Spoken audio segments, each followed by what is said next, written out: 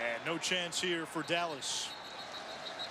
N'Kosi Perry will get the start at quarterback for Miami, but it has been a QB shuffle in South Florida. Malik Rozier started the first 4 games, then Perry started the next 3. Rozier then started in losses to BC and Duke. Perry now back into the starting lineup. This is his 3rd straight start. And Mark Richt told us that last time out he showed confidence. He's making progress as a passer. They were really encouraged with what they saw against Virginia Tech last week.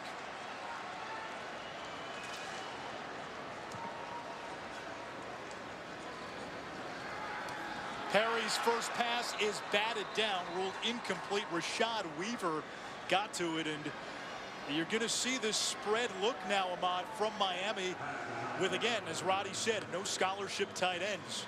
I really like this look for Perry. I think for every quarterback, especially the way that you play in high school now, the spread is the way to go. You saw him there trying to start with the quick passing game. This one batted down again. It'll bring up a 3rd and 10. And you see this Pittsburgh defense getting after them earlier. Here are the keys for me is I think for Miami is exactly what you said, Anish. Establishing an offensive identity. What are you going to do? And for Pitt defense, apply pressure and keep it on early and often and force this team to have to play Miami from trying to catch up. Pittsburgh crowding the box. 3rd down. Now they'll back off. Perry, far sideline. That's caught by Mike Harley. A gain of 7, shy of the marker, so 4th down, and Miami goes 3 and out. Talking to the Pitt coaches yesterday, they were telling us their defensive philosophy would be adapt, improvise, and overcome. They weren't sure what kind of look they would get from Miami from the onset. Yeah, I think the defensive coordinator, Randy Bates, was anticipating a spread look, particularly with the success that they had last week. And they came out extremely well. You got 2 plays that were made by this Panthers defense. That's a heck of a start.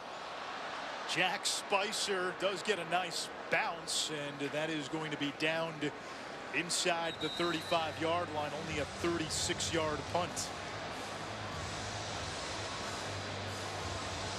Pitt quarterback Kenny Pickett became a folk hero last year in his first career start against what was then an undefeated 10-0 Miami team. Pickett led Pittsburgh to a huge upset, but this is really his first year as a starter, and last week he had statistically the best game of his career. Yeah, Sean Watson, the offense coordinator, really thought that he's matured, and with that type of performance, it usually gets a young player on that right track of gaining confidence and an ability to play on this level. Little fly sweep. This is French. He's got some room to run, and Maurice French into plus territory, finally pushed out by Sheldrick Redwine. A gain of 33 yards. And this is what Pitt likes to do. They're going to have a dominant inside running game, and then they pepper you outside with this jet sweep. Ran to perfection, picking up blocks on the outside edge. And for Miami's defense, where they are susceptible with this downhill pursuit, this dominant downhill pursuit, is getting to the 2nd level. Right then, you didn't see many 2nd-level defenders because everybody hovers around the line of scrimmage, and they were certainly trying to protect themselves from this dominant rushing attack. Pickett rolling to his right. And he finds his big fullback, George Aston, for a gain of 3. This coaching staff raves about Aston. They say he's an NFL fullback, a throwback. Young man who worshipped Jack Lambert growing up, had Lambert posters, a Lambert jersey, Nice. Even though he's too young to remember what Jack Lambert did. I just love hearing that. When you tell me throwback, what that means is that's the kind of guy that will play with his nose crooked, bleeding out of every possible place on his body, playing through it, and that's the ultimate football player in my mind. Now this is Quandre Olison tripped up at the line of scrimmage. It'll bring up 3rd down. Olison 3rd in the ACC in rushing and north of 1,100 yards. He'll have his hands full with this defensive front. And what a great tune-up for this Pitt Panthers offense taking on this Miami defensive front. They've got some talented players across the board, and now you find yourself in a 3rd and medium.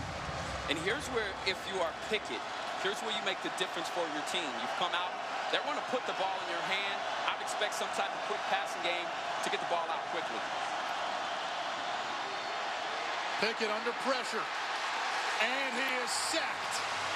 Joe Jackson, his 7th sack of the season. And there is that vaunted Miami defensive line. Well, I think some of these guys, we're talking about throwback. This is one of the best defensive lines Miami's had in a very long time. They're strong up through the middle, but they also have 2 edge rushers that can get after the quarterback. Jackson there flexing his muscle. He chased him down from the backside pursuit, never giving up on the play. It's that type of determination that's going to make this defense difficult to score on today for the Panthers. Kurt Christodoulou to punt for Pittsburgh. This is another area where Miami misses Jeff Thomas at that punt return touchdown against Virginia Tech last year. Instead, it's DJ Dallas who makes the fair catch inside the 5 and then gets bumped from behind, and we get a flag. That appeared to be Phil Campbell. Not a very wise play on his part. You're about to pin the other team inside of the 5-yard line. Yeah, not kick smart catch interference. Number 24, kicking team. 15-yard penalty. First down. Todd Brooks, Roddy Jones with you. Senior day for the Hurricanes. Final regular season game for both of these teams. Pittsburgh and Miami scoreless. Second possession now for the Hurricanes. N'Kosi Perry out of the shotgun, and Miami into that spread look without any scholarship tight ends available. Perry downfield, incomplete, intended for Brian Hightower, and we get a flag at the back end. Jason Pinnock, who had an interception last week in coverage. Yeah, it's definitely PI, and he's not aware with the football. Pass interference. Defense. Number 15. 15-yard penalty. Automatic. First down. Yeah, let's take a look here. First and foremost, great position there. Once you pin him there, you've got to turn your head around, and that left arm, when you get it over the top of the wide receiver, 9 out of 10 times that play will be called. And I've got to give the courage there to Perry for taking a shot. This is what you want to see out of this offense. I love this spread look. I think this is the right offense for Miami. I think this is the right offense for the Hurricanes as we continue to have this conversation throughout the day. Perry rolling out, and it's incomplete, intended for Harley. That's too much gas there. I mean, you got to take off some heat there. You know, you want to throw that ball out in front of his numbers, allow him to run into it, turn on the sideline, and pick up some good yardage for you. Perry there just had too much juice on the pass. Roddy, without Jeff Thomas, Miami's most explosive offensive playmaker, who's the go-to guy right now in the receiving game? Well, I think you got to rely on the older guys. You look at Lawrence Cager, you look at possibly Mike Harley, who you just saw that last ball go to. But Brian Hightower, the true freshman who we saw the long bomb to, he's going to get a lot of burn here today. On the ground, Travis Homer has some running room. Homer down the sideline, a stiff arm, and takes it inside the 25. A 47-yard run by Homer, who with a strong finish can hit 1,000 yards on the season. One of the things you noticed last week was that their running game took off. And here's why. When you spread teams out, now you thin out the box, and Roddy can attest to this. Now you're taking on smaller defenders, fewer defenders inside the box. This is why this offense works. You're exactly right, Ahmad. He got on the safety super quick. That's what happens when you're in the spread. Linebackers get blocked, you're in the third level. Perry to throw. Looking for 6, incomplete, intended for Harley. On that last snap, 2 freshman wideouts lined up on the outside. Mark Pope and D. Wiggins. Brian Hightower, another freshman. You could see Marquez Ezzard as well.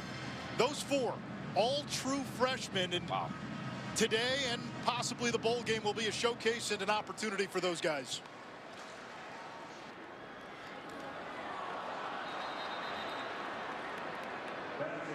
Weaver, the sophomore from nearby Fort Lauderdale. The efficiency there has to be just a tad bit faster. That's the second time that Weaver's batted down the ball, and if you are Perry, the one thing that you have to do is it's got to be quick with that motion. And if you'll notice, his throwing motion is a little bit slower, and I don't think his feet are set in the appropriate way. If you're trying to get it out to that bubble screen as quickly as possible, you've got to do a better job of organizing your body position in order to make that throw faster. So now it's 3rd down for Miami.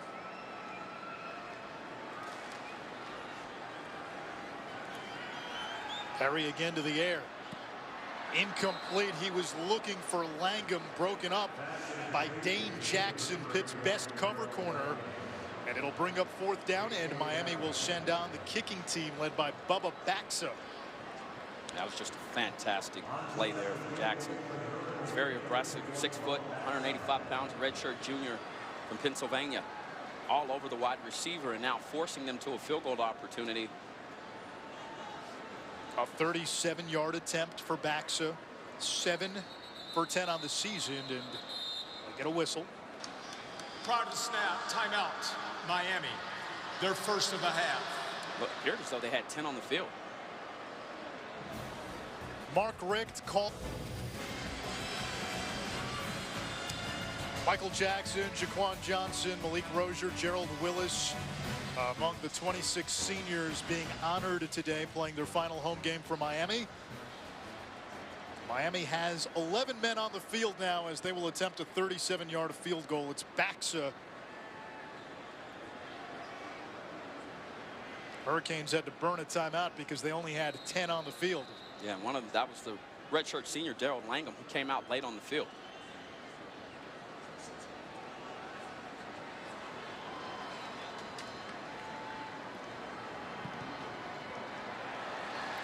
Baxa's kick is good, and Miami on the board first. Last year in the regular season finale, same 2 teams played, but over in Pittsburgh. Miami 10-0, undefeated, number 2 in the college football playoff rankings. Kenny Pickett making his first career start for Pitt. Accounted for 3 touchdowns, 2 on the ground, 1 in the air. Pittsburgh won 24-14, and for Miami, that was the start of a season-ending 3-game losing streak. They would lose to Clemson in the ACC championship, fell in their bowl game. And since that 10-0 start a season ago, Miami is just 6-8. And for Mark Richt, the honeymoon period is over. They lost some confidence in that game. Those are disappointing. I've been on the other side of those, and listen, what you try to battle within is the psyche of your players. Getting to that moment, feeling like the U is back, you're in the spotlight, you're one of the top teams, and to be let down there, that's something that you have to really work on mentally with your players so that they can recover. This may confuse some people. Adnan Burke is also in the studio. And these people were shocked. How was Adam Amin calling a game and in studio? Dr. Pepper Championship Drive update, Michigan and Ohio State. Joe Milton in the game for Michigan. His first pass attempt is picked off by Brendan White. The Buckeyes up 55-32 at that point in time. This one pretty much seals it. As from there, Dwayne Haskins to Paris Campbell on 3rd and 7. The Ohio State Buckeyes put up 62 against Jim Harbaugh and the Wolverines. Playoff picture much different now, nation. Thank you, Adnan. Out 62. Wow. Amin was getting tweets. How did you call Virginia Tech? Darren Hall gets the call for Pitt, and Hall busting through the defense. And he picks up a dozen for a first down. Ahmad, to go back to the update, that Ohio State win, it reminds me, remember in the first year of the college football playoff when, you know, people didn't think Ohio State could make a big enough push to get into the top 4, and then they completely dismantled Wisconsin. This kind of win against Michigan, I wonder how many teams will Ohio State now jump when the next rankings come out? That was a convincing victory, and there's no other way to say it, and especially considering how good Michigan's defense was headed into the ballgame. Pickett's pass is caught, and then spun out of bounds is Malik Carter, and with Carter playing, that means this is his 5th game. So if you play 4 games as a freshman, you can still redshirt under the new rules, and the coaching staff told us they weren't sure if Carter would see the field today, but he's in there. He's fast, he's dynamic, and he's a threat to score anytime he touches the football. Yeah, I'm not so sure I like him playing here, but what it does tell you is you're going to see him next week versus Clemson, and you need that type of player to be a game changer and perhaps a boost going against one of the top teams in the country. There's Hall again. These 2 Pittsburgh running backs, Olesen and Hall, both in the top 5 in the ACC in rushing. And for all the great running backs Pitt has had over the years with Tony Dorsett and Curtis Martin, James Conner, Shady McCoy, Deion Lewis, Kevin Barlow, the list goes on and on. They've never had 2,000-yard backs in the same season. They've got a chance to do that this year.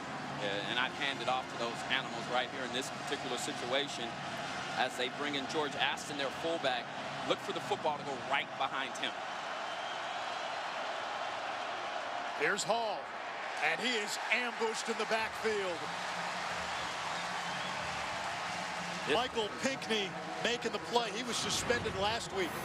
Watch this defensive line. Disruptive is what they call it. I mean, Joe Jackson is in the backfield, completely takes on the block. That's not who Aston was supposed to block. Forced them into a fourth down situation. That was a win right there for Manny Diaz and this dominant Miami defense. This has been statistically and from the eye test one of the best defenses in the country. It's the other side of the ball Miami's got to figure out as Christodoulou punts it away. And the fair catch is made by Dallas. A 32-yard punt. Student section of the year. Go to ESPN.com/Taco Bell to see if your team made this week's rankings and to see how your school can compete. Rough start for N'Kosi Perry, just 1 for 7 here in the early going. And he will hand it off. It's Cameron Davis. Terrific freshman. Had a big game last week against Virginia Tech for a gain of 2. You can stream college football all season long on ESPN Plus. Start your free trial today by downloading the ESPN app or visiting ESPNplus.com. Speaking of plus, it's been a plus for Miami that Pittsburgh is one of the top penalized teams in the country. They gave up 30 yards of penalty yards last particular drive. They try to stop shooting themselves in the foot. Third down after Davis got another try. Davis 3 touchdowns the last couple of games, averaging 8 yards per carry. And you look at the numbers for Perry. Mark Richt told us he feels the long-term solution at quarterback is on his roster. Is that N'Kosi Perry? Is that the true freshman Jaron Williams? He wouldn't say, but he did say earlier this week that Perry's in the driver's seat going into next year. Perry under pressure. Takes a back seat, and he is sacked, a loss, and it'll bring up fourth down. They brought the heat there. Pressure. Watch this. One way to get after this kid, they went with the bear look. And excellent job of getting to the quarterback there. Not a good job of finishing. And they covered 4 guys downfield with 3 members in the secondary. And that's where if you're Perry, he's still a relatively young quarterback, right? In his first season, getting these significant reps. He's got to be able to recognize that blitz, especially out of that bear look, get that ball out of his hand quickly, find where the hot route is, and move the chains.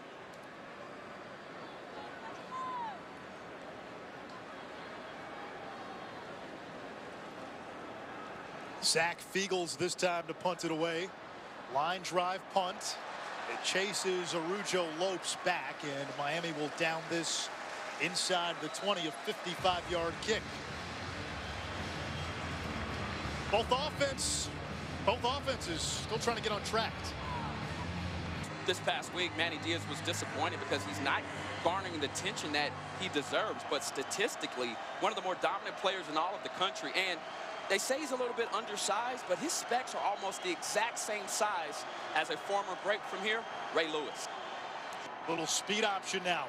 Olesen breaks the tackle and moves the chains. Finally brought down by Michael Pinckney and Quarterman, Pinckney, Zach McLeod, Roddy. Those guys are all juniors. They've been all playing together really since the beginning. I tell you what, whenever these guys decide to leave, the ACC Coastal coaches will breathe a collective sigh of relief because it seems like these guys have grown up together. They've been fantastic players since their freshman season, and it really helps when you're a guy like Shaq Quarterman, when you know to your right and to your left, you've grown up with these guys, you know exactly what they're going to do, and they're all fantastic players. Arujo Lopes motions, play action. Pickett steps up. Mack is open downfield into Miami territory for a first down, a gain of 21. Excellent work from Pickett. You see there the mobility, the pocket awareness, his ability to maneuver through traffic. That's what he's going to need to do. And Sean Watson told us yesterday, we've got to get him on the move. We've got to make sure that this dominant defensive line is hitting a moving target. But you saw Pickett there, gather his feet, nice body language, shoulders forward, and he threw a dart in there for a first down. That's the Pickett that Pitt needs in order to come out today with a victory. Kenny Pickett today, 4 for 4, 39 yards.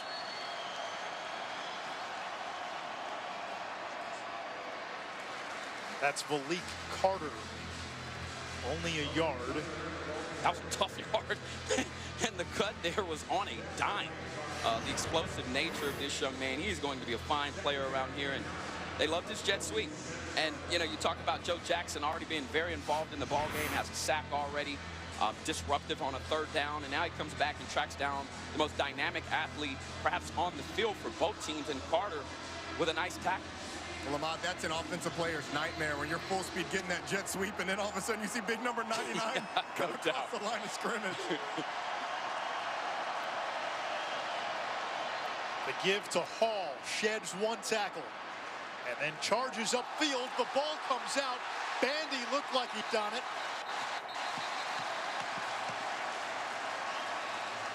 And that's the safety, Jaquan Johnson. Very savvy play. Oh my goodness, we've got to see this again, ladies and gentlemen. You talk about two of the best safeties in the country, in Sheldrick Redwine and Jaquan Johnson. You're about to see why. Watch the awareness. Number 4 come in. This is intentional. And that's the first thing you're taught as a defensive back. When you hold them up, get your hand in there, rip that football out. And you talk about a playmaker. Here comes the chain, baby. And the U doing what they do. And Jaquan Johnson, one of the leaders of this team, Manny Diaz said that this guy is the best safety in the country. Hard to argue when he makes plays like that. There is the vaunted turnover chain. Miami came into this game with 23 takeaways, good for 12th in the FBS. And now from their own 46, Perry to throw. That one is caught by Harley for a first down. You know, Mon, and Anish, there's a lot of substance behind that turnover chain and the bling behind it as well. In Miami's wins this year, they're +10 in turnover margin. In their losses, they're -6 collectively. So there's some substance behind that as well, and leading them to victory. Tempo now from Miami. Travis Homer into the teeth of that defense for a pickup of a couple. Mark Richt told us, with the spread look, without the tight ends, you're going to see more tempo than you're used to from Miami. I think that's a great decision, and I would be the first one to present that this offense stays around. I know there's some fans out there that want this and believe that this offense fits the style of play within the state much better than the offense they were running previously. And check out the top of the screen, guys. You've got Lawrence Cager and Darrell Langham on the same side. And this one is dropped by Langham, and that's been a little bit of an issue for Langham, who's made some spectacular catches. They just want consistency from the fifth-year senior. He's got to catch that ball first quarterback. I mean, he puts it on the target, and now he's holding that left hand, as you can see him. Maybe something happened there, but that's a play you've got to make when you're a redshirt senior. And it appeared as though there he was trying to run before he made the catch. You've got to secure the catch first before you even worried about any types of yards after catch. Langham comes off the field. It's third down, and now Pittsburgh wants a timeout. Pitt, their first of the half. This will Big be a third down for Miami with 1:51 to go in this first quarter. And USC at the Coliseum. The Irish have not won at the Coliseum since 2012. If Notre Dame wins, they wrap up an undefeated regular season, and the Irish will be in the college football playoff. But Ahmad, what if they lose? Come on, it's too early for that, Anish. It's going to be pandemonium throughout the next couple weeks here. On third down, N'Kosi Perry, and that is through the hands of an open wide receiver intended for D. Wiggins, who dropped a ball last week that could have gone for a touchdown. Now they bring, this is just underneath coverage from Pitt. He's wide open, and the one thing that Perry did do this particular third down that he didn't do the previous, he recognized the bear look and the blitz that was coming and got the ball out of his hand quickly. If you're a wide receiver and you see that corner peel off like he did, you've got to get to your mark, turn around extremely quickly, and be ready for a ball that's coming out efficient. I'm not so sure that the wide receiver did that there. Now, I know the ball was thrown a tad bit high, but if it hits your hands, you need to haul it in. Zach Fiegels to punt. Arujo Lopes back deep. This one takes a bounce, a Miami bounce, and it's going to be down inside the 5. What a beauty. Adnan in the studio.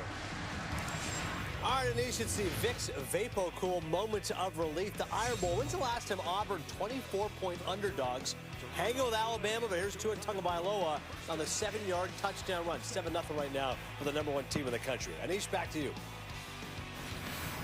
All right, thanks, Adnan. Just lowered the shoulder there. I'm not sure if that's what you want to see, given that Tua is taking a couple of hits down the stretch. I think what he saw was Kyler Murray last night performing against West Virginia, and those two guys, it is a two-man race for the Heisman, and Kyler Murray last night moves up to #1 on my list based on his performance yesterday, and Tua saying, no, we're not going to have any of that. Give to the fullback, Aston on first down, and he gives Pittsburgh a little breathing room, a pickup of 5. George Aston, 5th-year senior, the heart and soul of this Pittsburgh football team. He's a hammer. And he's what every coach wishes and dreams you have. You know, we talked about his throwback mentality, but for younger guys, that's the player you want to watch. And as a coach, you encourage them to mimic his behaviors, the way he prepares, his focus throughout the week, and obviously the way that he plays on game days.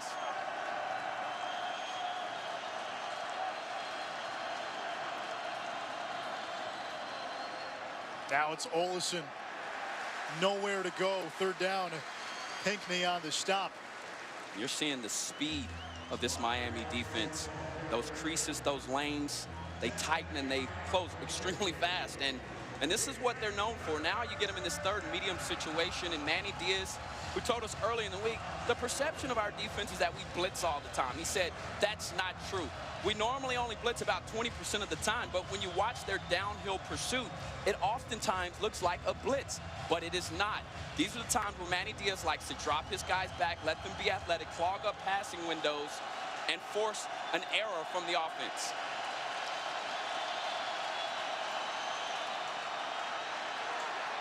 Pickett's pass is caught near sideline. Arujo lopes, and that will move the chains and extend the drive for Pitt. Now that is a big-time throw from Pickett. Oh, my goodness. 3rd down, back in the end zone, and Pickett is like, let's get out of here. Excellent job from the quarterback. We have reached the end of quarter #1. Only a field goal so far from Bubba Baxa of Miami.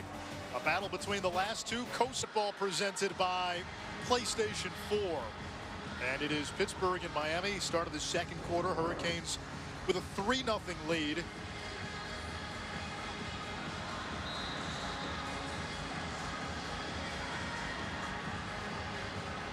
Pittsburgh has already clinched the Coastal Division. They'll play Clemson next week in the ACC Championship.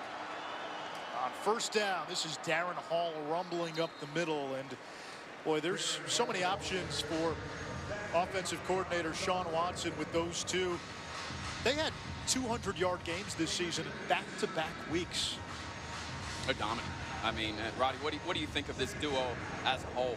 Well, they're very similar. They're both big-bodied guys that break tackles.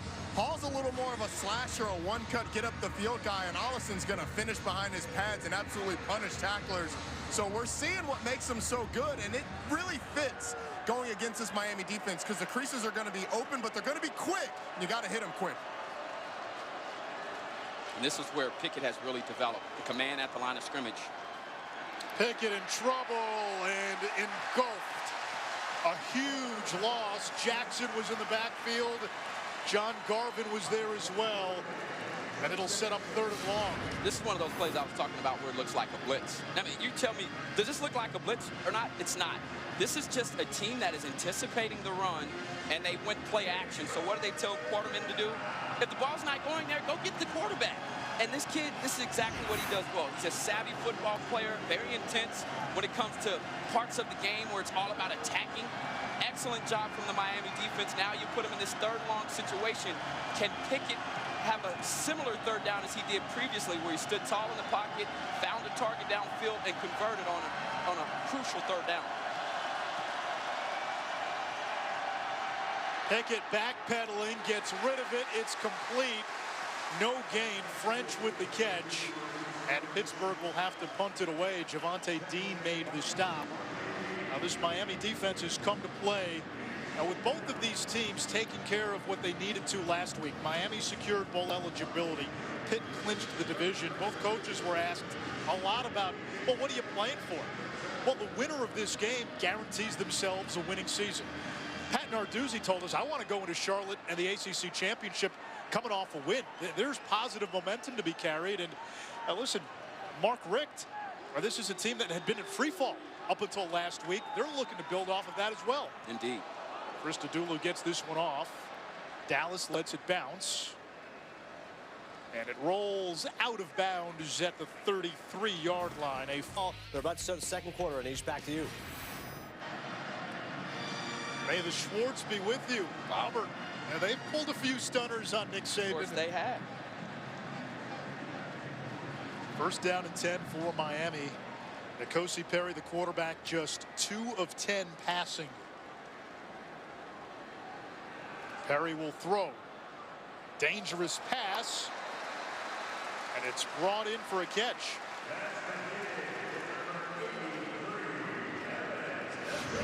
Evidence Njoku, seldom used wide receiver, bringing this one in. He just extends here. Ball's thrown in the right location. Despite the defensive back being all over him in coverage there. Nice conversion there from Perry in this offense. And Njoku will stay on the field. Perry again to the air. It's going to float one down the sideline for Hightower. Incomplete, covered well by Pinnock. Are you surprised, Ahmad, that Miami is trying to be a pass-first offense and not trying to run the ball a little more? Well, I think this is what works for them. And, you know, and we're going at it during the break, Roddy and I, just on the simple fact that I think they're passing the football right to open up the run. You'd like to see them run the football more, but Mark Richt knows that this Pitt defense right now is going to attack the line of scrimmage and force them to be one-dimensional.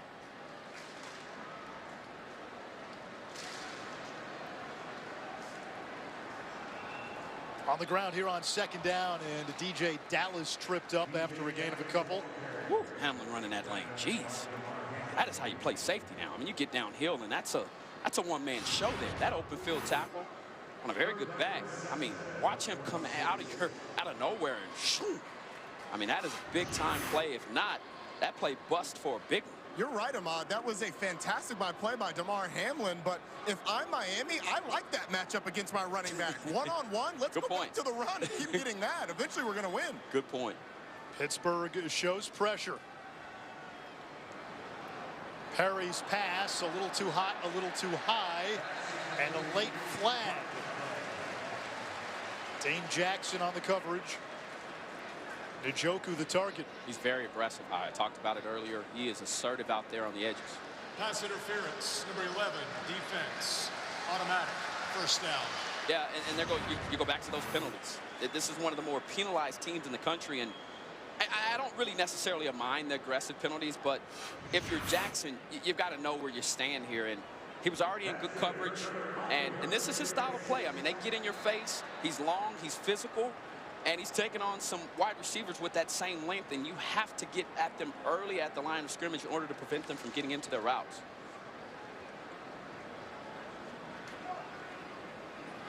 Perry back to the air, under pressure. And we'll just chuck this one out of bounds. It was past the line of scrimmage. No grounding. So second down. This Pittsburgh team opened the season 2-3, blown out by Penn State, blown out by UCF, lost to a North Carolina team which had just one FBS win, and then the overtime win against Syracuse got this team rolling. Yeah. They've come into this game on a 4-game win streak. They've won 5 of 6, and the only loss was a close one to one of the unbeatens, Notre Dame.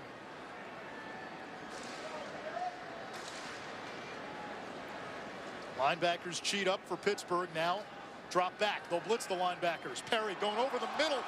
Had an open receiver. He had 2 open receivers, and he's off target.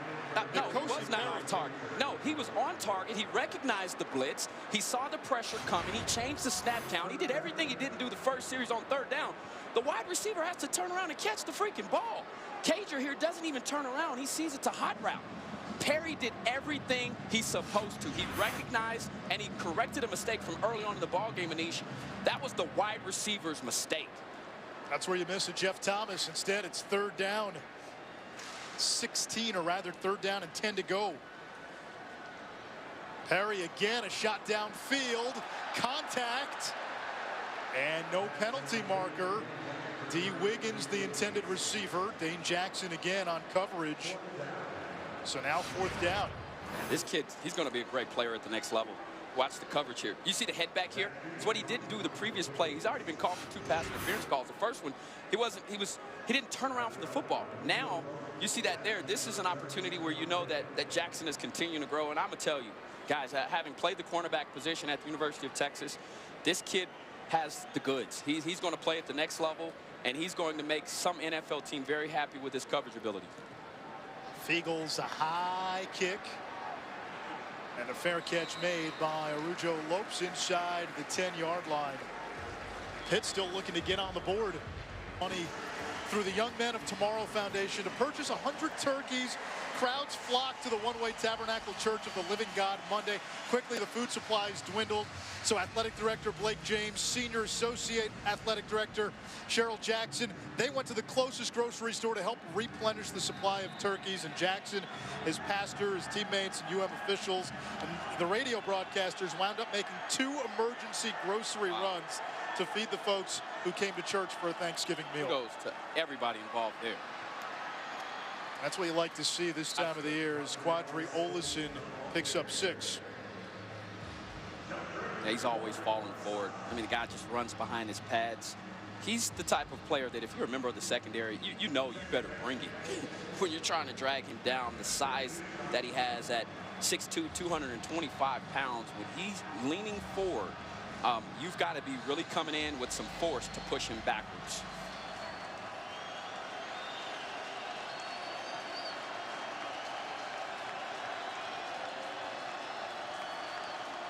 The fake to Malik Carter. There is who else?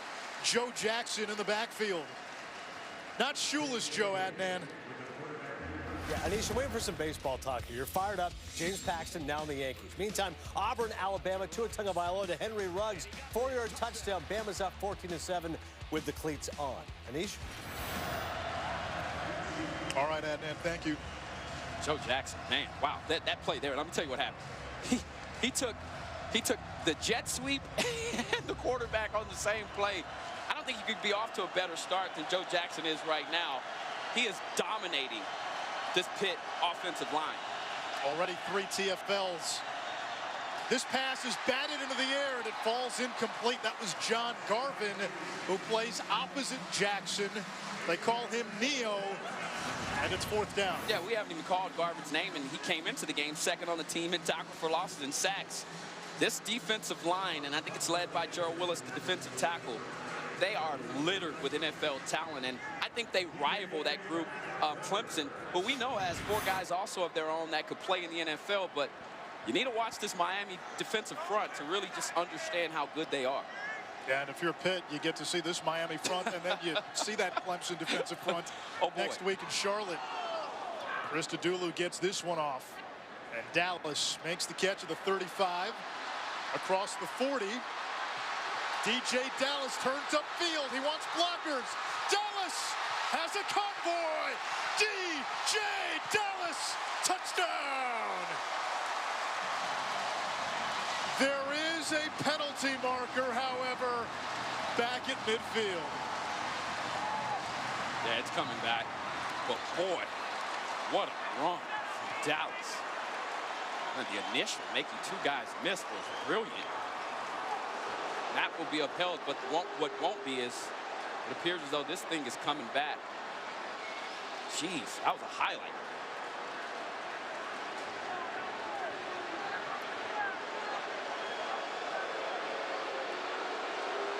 Guys, there was a big crackback block on that play, and it's in the vicinity where it happened.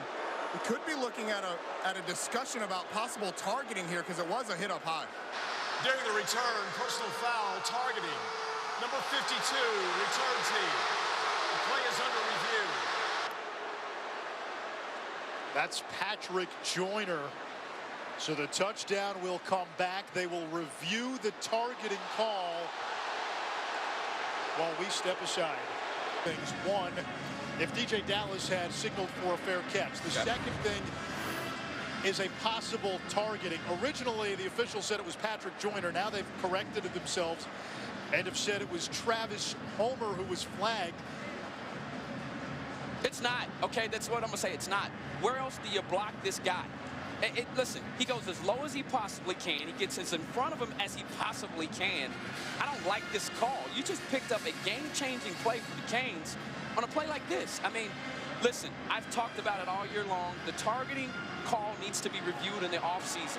Now you may lose one of your top backs because of that. Listen, I don't agree with this call. I think this is the best block you can make under these circumstances. And the Miami fans are giving the officials, they're giving them some issues right now, and I think rightfully so. You have to remember, blindside blocks can fall into the targeting category, but blindside blocks are legal if they're below the head and neck area, not with the crown of the helmet, and not below the waist. And none of that. I didn't see any of that, Manish. Listen, they keep showing it the replay here. I want to hear what the ref has to say here. Review, there is no foul for targeting. Touchdown. Now listen, I'm going to give a lot of credit to this officiating crew. I'm serious, because all throughout the country, this call is made on a weekly basis. And sometimes, like I said, they don't take into account that the offensive player can put his head down. You can still stiff-arm defenders. If you're really trying to protect everybody, then you need to revisit those conversations in the offseason. That block was legal, and it's the way you teach it. He did everything he was supposed to do, and I'm glad these officials had the nerve to come back and to overturn that call, because that was the right call to make. Well, I'm with you, Ahmad. This is how the mechanism is supposed to work. You throw the flag. This is why the review is part of it. They made the correct call. I agree with you. And the flag was thrown only for the targeting review. So that's why essentially the flag is picked up. There's no targeting. The touchdown stands. There was not another penalty associated with the targeting call. I'm glad they did. I can calm down now, all right? It's getting worked up. And they also ruled that Dallas did not signal for a fair catch. Instead, a 65-yard punt return touchdown. And beautiful. Miami now with a 2-score lead as Baxa banks in the point after. Here's another look. And just watch the brilliance of this return, making people miss initially. It is every returner's responsibility to make those first guys miss. And now he picks up excellent blocking downfield. Now he's controlling traffic and the ability to get past the punter. You know, when you get past the punter, that next day when you're watching film, your buddies are busting your chops, talking bad about you. The Canes with a huge play on special teams to bring the momentum to their side. And I know for every Cane fan in this building, they hope they keep it there. It's interesting. Miami all week played down the revenge factor, circling this game after what happened last year. You don't buy that for a minute, do you? Not at all. And especially, it's the right thing to say to the media and to us, but the reality of it, if they weren't talking about that in the locker room, I'd have no respect for these players. When you lose a game the previous year, and Roddy can tell you this, thinking about them the off season, and especially in a game like this where they are the Coastal Division champs.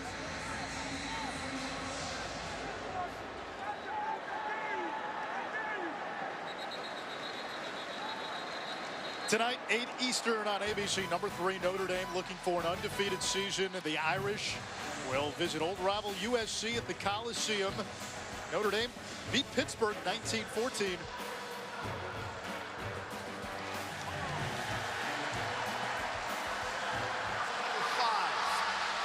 Meanwhile, a flag on Pittsburgh. I was going to say Notre Dame beat Pittsburgh on October 13th, trailed 14-6 in that game. And Ahmad, to your point, a lot of these penalties against Pitt, these aren't, I mean, this happened during a touchback. This is ridiculous. And they did it on the kicker there. I mean, and Narduzzi, who we all know is one of the finest football coaches in America. And I'll tell you this, when it comes to these types of plays and having discipline, he's one of the best in the country at it. And coming into the game, here's the thing. Pitt was 107th in the nation, giving up 68.1 yards a game. and they had 77 penalties on the year, which ranked them 97th. This has been a problem all year long for the Panthers, and one that if they expect to win this game and Clemson next week, they've got to clean it up.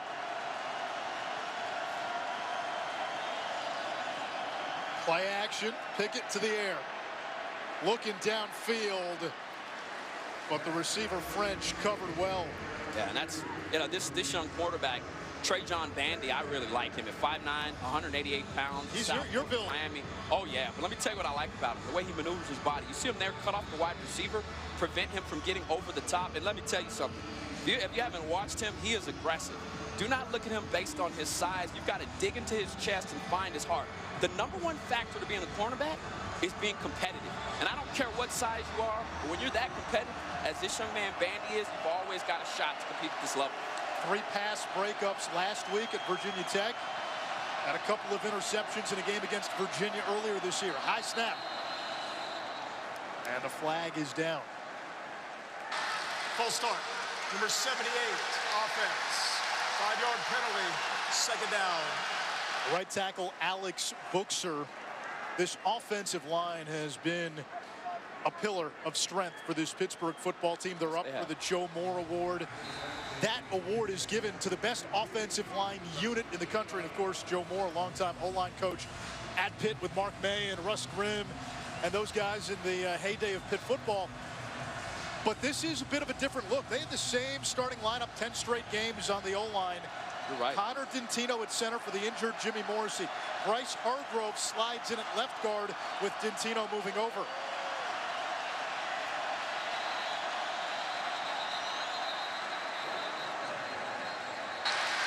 Play of game, offense. Half the distance to the goal, 2nd down. You wonder, you just talked about Morrissey, what the missing piece is here. He's the guy that sets protection. And we talked to the staff yesterday, and they said, well, Connor Dentino has been working at center all season long as the backup. But you start to look at this right now, 6 penalties, 5 first downs. Listen, these are crucial mistakes. Now you're inside of your 5-yard line against a team that has the most tackles for losses. You run the risk of getting a safety here with the aggressiveness of Manny Diaz's defense.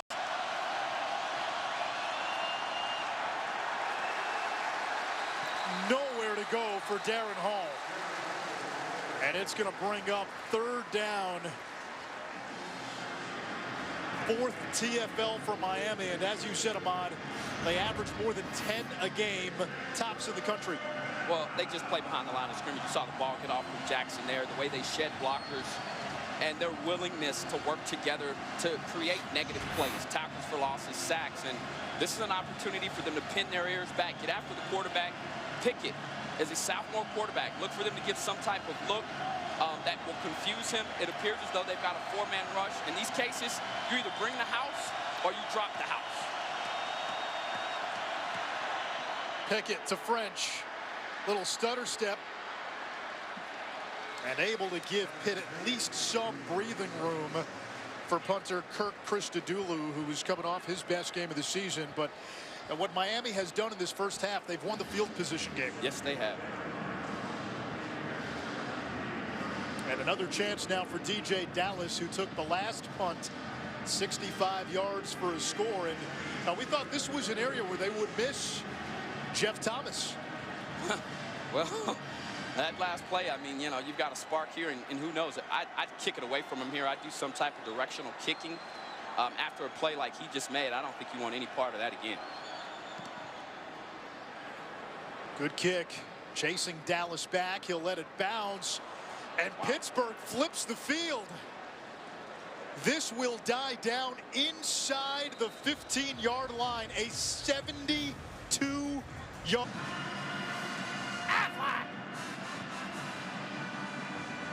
Getting ready to learn something new with today's Aflac Game Fact. Pittsburgh is the 6th different Coastal champion in the last 6 seasons. Chaos in the Coastal is a thing. It's real. It's spectacular. And the only team in that division that hasn't won a league championship in that 6-year span, Virginia. So 2019 ACC preseason poll, Virginia is your Coastal Division champion. I don't know if that's a good or a bad thing. I really don't. Another drop by the Miami wide receivers. You look at N'Kosi Perry's numbers right now, 3 for 16, 29 yards. Roddy, you were telling us during the last break, that doesn't tell the whole story. Why? This is not his fault. I mean, there have been 4 drops now. He's had some deep throws where he just asked to take shots. He actually earned a pass interference on one of them. But the receivers have to help him out, especially on plays like that on first down. That's a 5-yard gain that you miss out on because of a drop pass. Perry will run. And he is spun down after a gain of 5 by Adowu. Sean Adowu, good story, former walk-on turned 3-year starter at outside linebacker, and it's now 3rd down Miami.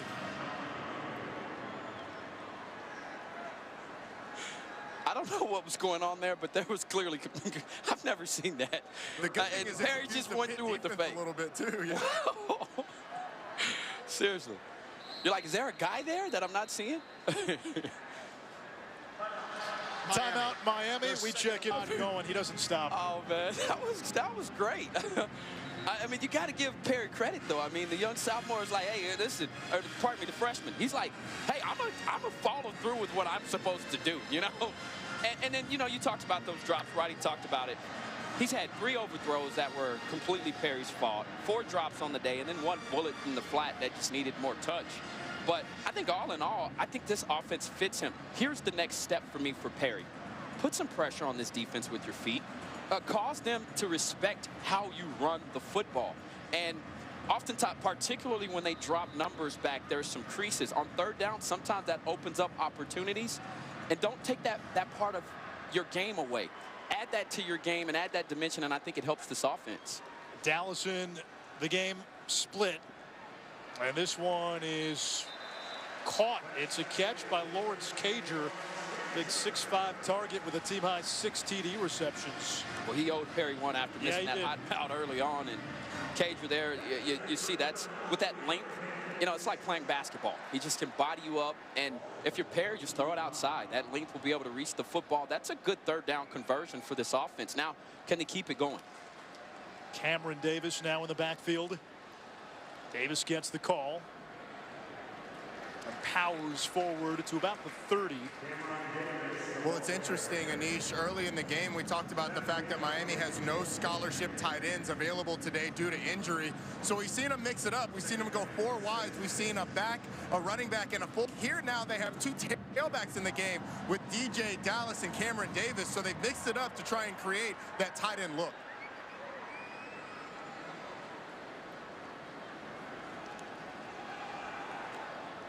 Cam Davis again, and he got maybe a yard. 3rd down.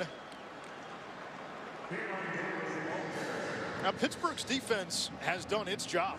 10 points by Miami. 1 was on a punt return touchdown. The other a field goal outside of 1 long run by Travis Homer. Now Pitt's defense has kept the Panthers in this game. Offensively, they've not been able to do much. Yeah, the Canes they don't even have 100 yards yet. But the one thing the Canes have done is protect the football. No fumbles, no interceptions from this offense.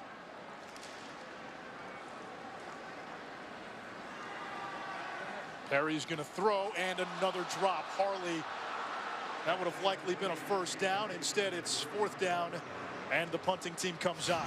That's hard for Perry right now. You're starting to lose confidence in your guys. You make the right read. You put it out in the flat. You put it on your guy. Listen, that's a catch you've got to make at any level of football.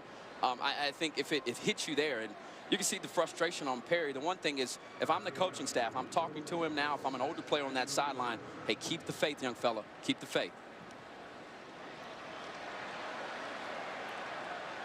Arujo Lopes breaks the tackle, has some running room, and finally upended beyond the 25-yard line. There is a penalty marker at the end of the play.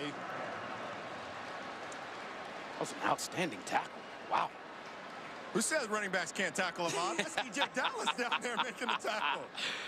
Oh, man. That big return. Jeez. During the return, illegal block in the back, number 41, return team. 10-yard penalty. 1st down. They blocked him in the back, and he still made the play. So that block in the back there, I don't know if you call that play there. It looked like he just placed his hands there, but the tackle from DJ Dallas, the sophomore from Georgia, that is an excellent open field tackle. Dallas had a punt return touchdown earlier in the game, the lone touchdown of today's contest. Pittsburgh's been behind the chains most of the afternoon. French motions. Pickett in trouble, and that falls in front of French, who was open to the flat pressure by Garvin. Roddy outside of that one play where Maurice French took a jet sweep for a big gain.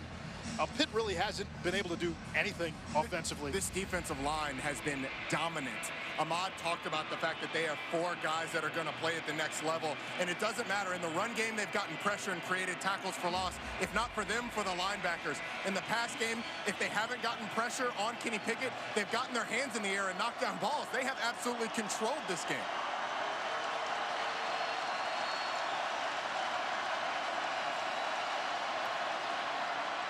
Olesen dropped at the 20. It'll set up a 3rd and long, and this is not really an offense designed to thrive in 3rd and longs. No, they're not, and especially against a defense like that. How about Gerald Willis III chasing down that play from the D tackle spot?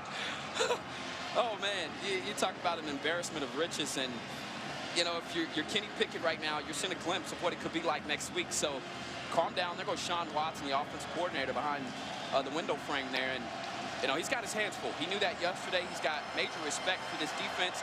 Here's the look they like to heat up the pocket with this bare look. Here they come. Pickett taken down by Gerald Willis, the All-America candidate who came into the game leading the ACC and TFLs. Yeah, find me somebody better. I mean, listen, I played with a guy named Casey Hampton at the University of Texas. He led our team in tackles from the D tackle spot. This guy was 4th on the team coming in. This is phenomenal. For a defensive tackle to be that involved in each and every play is amazing. The tracking abilities here. Pickett is much more athletic than him, but he made that play look easy, wrapped up the tackle. He is a force in the middle of the field.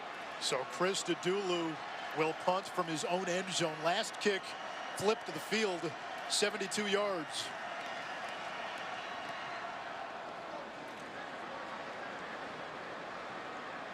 Dallas on a bounce. Miami takes over in plus territory. What do you got, Adnan? That's right, Anish. What do you have? Coming up on the Alexis Halfman report, are the Buckeyes playoff bound? What has to happen for them to get in the playoff after they stomped over Michigan, scoring 62 points, plus the Iron Bowl rivalry renewed? Auburn, in fact, just scored. Alabama's got a game on their hands. Stop the presses. All that more coming up at the half. Anish, back to you. That means Tua may have to play the 4th quarter. Yeah. Well, but you knew that. It's the Iron Bowl. You're kidding me? And I think Bama's fully expecting it as well. But, you know, for Auburn, you get a little confidence.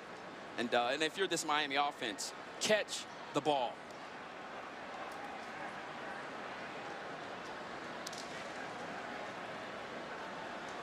Travis Homer. Ball is out. And Pittsburgh recovers.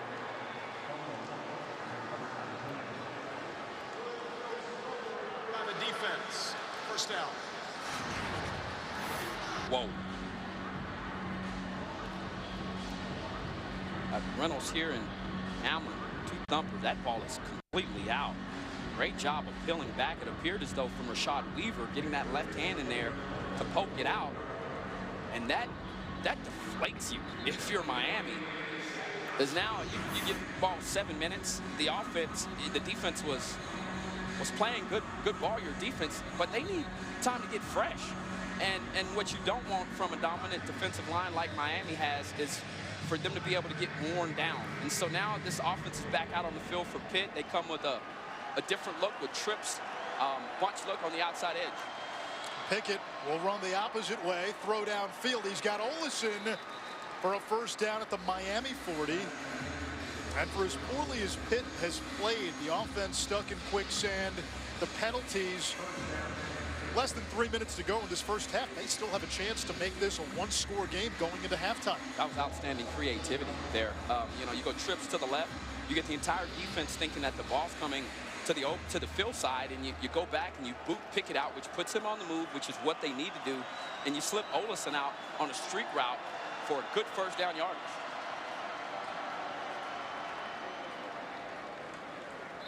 Pickup of 3. Darren Hall that time.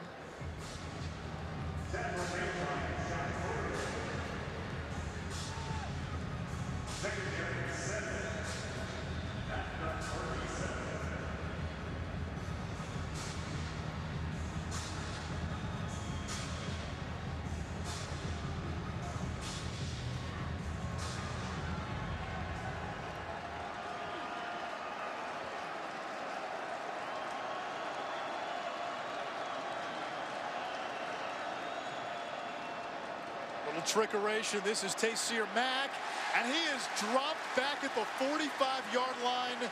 Romeo, where art thou, Romeo? Romeo Finley with a TFL. Ooh-wee. Man, these kids can fly, man. I mean, this play's supposed to work. Romeo had none of it. He spotted it from the opposite side, did not even bite on the fake. And his ability to charge, take the appropriate angle, get to where he's going. If you're a young football player watching at home, this is outstanding open field tackle. But it was the eye discipline early on in the play that allowed him to be there. 6 tackles for losses already for the #1 team in the country at creating those negative plays. And now a promising drive into 3rd and long territory. Here comes Garvin applying the pressure. Pickett's pass. It's ruled. They rule it a catch? No, they rule it incomplete. So it's going to be 4th down, and Pittsburgh will have to punt. So you get the turnover with good field position. You're able to get a 1st down. And then again, it's the Miami defense with the tackle for loss, setting you back behind the chains. Well, and that makes it difficult. And then one thing that I will say is comparing this to next week, I'm not sure if the second level of defense for Clemson is this fast. I mean, Pickney, Quarterman, and Romeo, Finley, these guys can run. They run like running backs, and their ability to chase down quarterbacks and to chase down quarterbacks and backs is phenomenal. Nice job on special teams by Pitt, and Miami will begin inside its own 5. Let's take a look at this week's college football playoff rankings brought to you by Capital One. Ahmad, I want to start at number 10. Okay. UCF beat South Florida. Wazoo lost, but Ohio State with the Michigan win.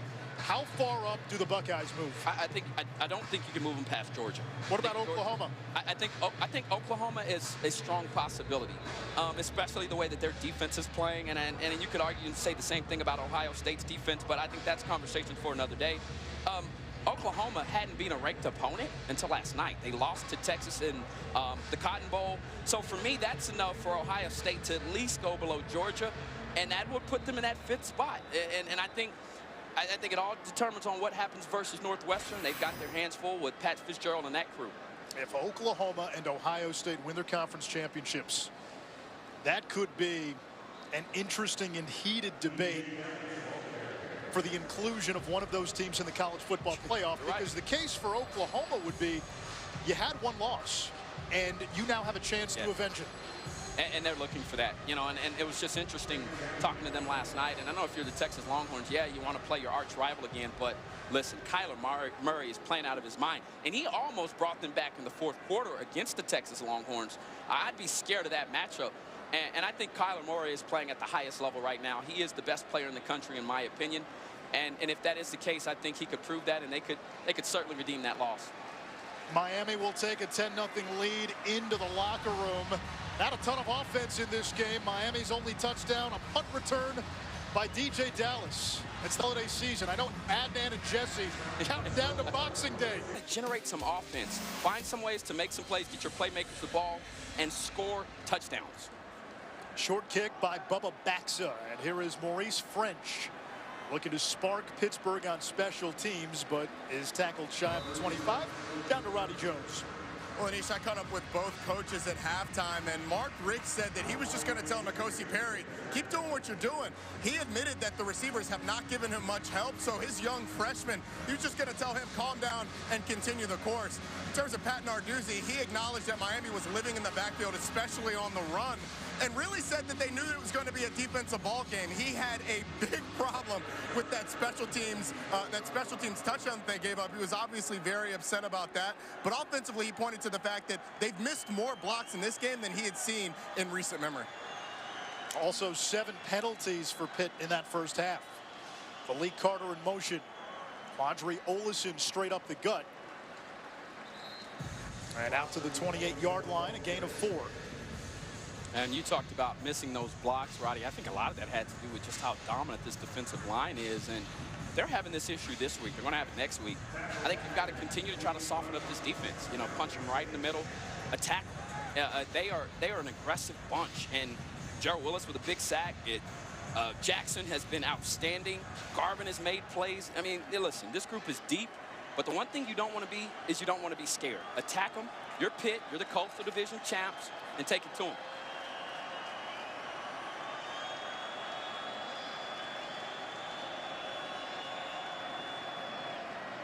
Pickett will keep it. And Kenny Pickett trying to make plays with his feet close to the marker, but multiple penalty markers down.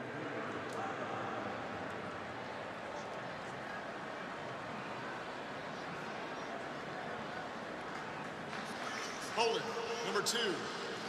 Offense, 10-yard penalty, second down. That is Maurice French, and that is the 8th penalty on Pitt. And we were talking about this a moment ago. This is a Pittsburgh team that relies on the ground game. They're averaging 2 yards a rush in this contest. And to compound matters, penalties, the TFLs by Miami, they've been behind the chains in predictable passing downs. They've been pitiful when it comes to penalties, and this is just undisciplined football. And on the opposite side, you look at it, and Miami has 0 penalties. That's been one of the major differences in the game. You just can't give up that yardage. And Pitt was one of the worst teams in the country headed in penalties yardage per game. So 2nd and long. Pickett's pass over the middle. Arujo Lopes picks up the first down. Nicely done by the Panthers. A gain of 16. And Roddy, what have you seen from that Pittsburgh offensive line without Jimmy Morrissey, their starting center who makes all the calls and gets everybody in the right place? Well, it was going to be a tough uphill battle for this offensive line with or without Jimmy Morrissey because this Miami defensive line is so talented. Now, the thing that I think Pittsburgh needs to do on offense is they need to get to the line of scrimmage faster, and they're doing it here. In the first half, they were getting lined up with 10 seconds left on the clock, and Kenny Pickett, no time to adjust. Here they got up to the line with plenty of time.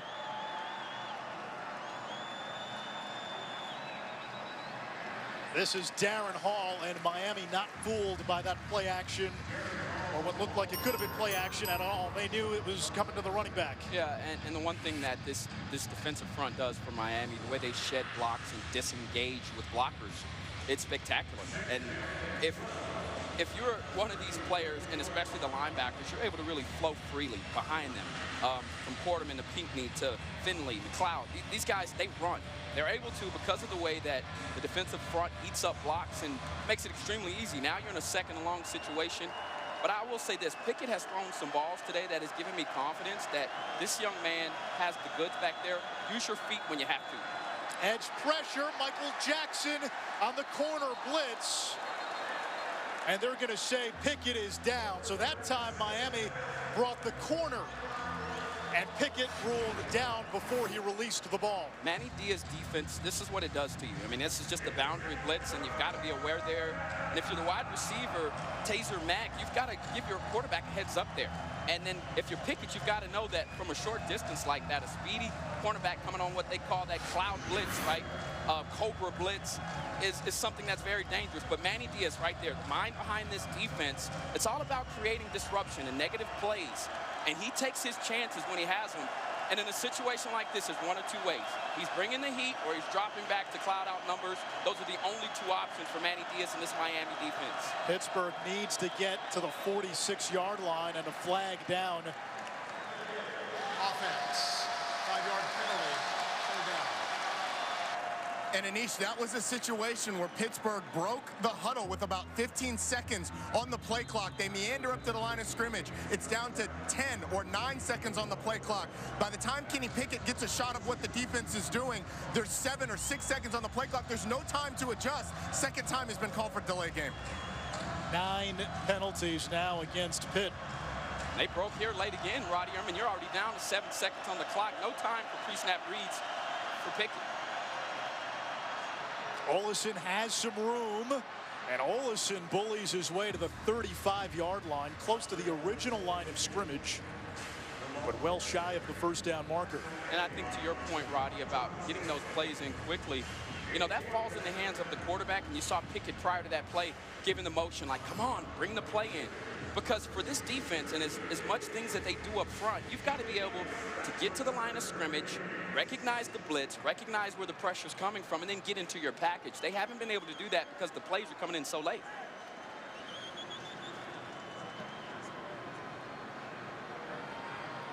Fair catch is signaled for, and Dallas can't make it, but it goes out of bounds so far today. And he'll line up with both running backs off each hip, Homer and Dallas.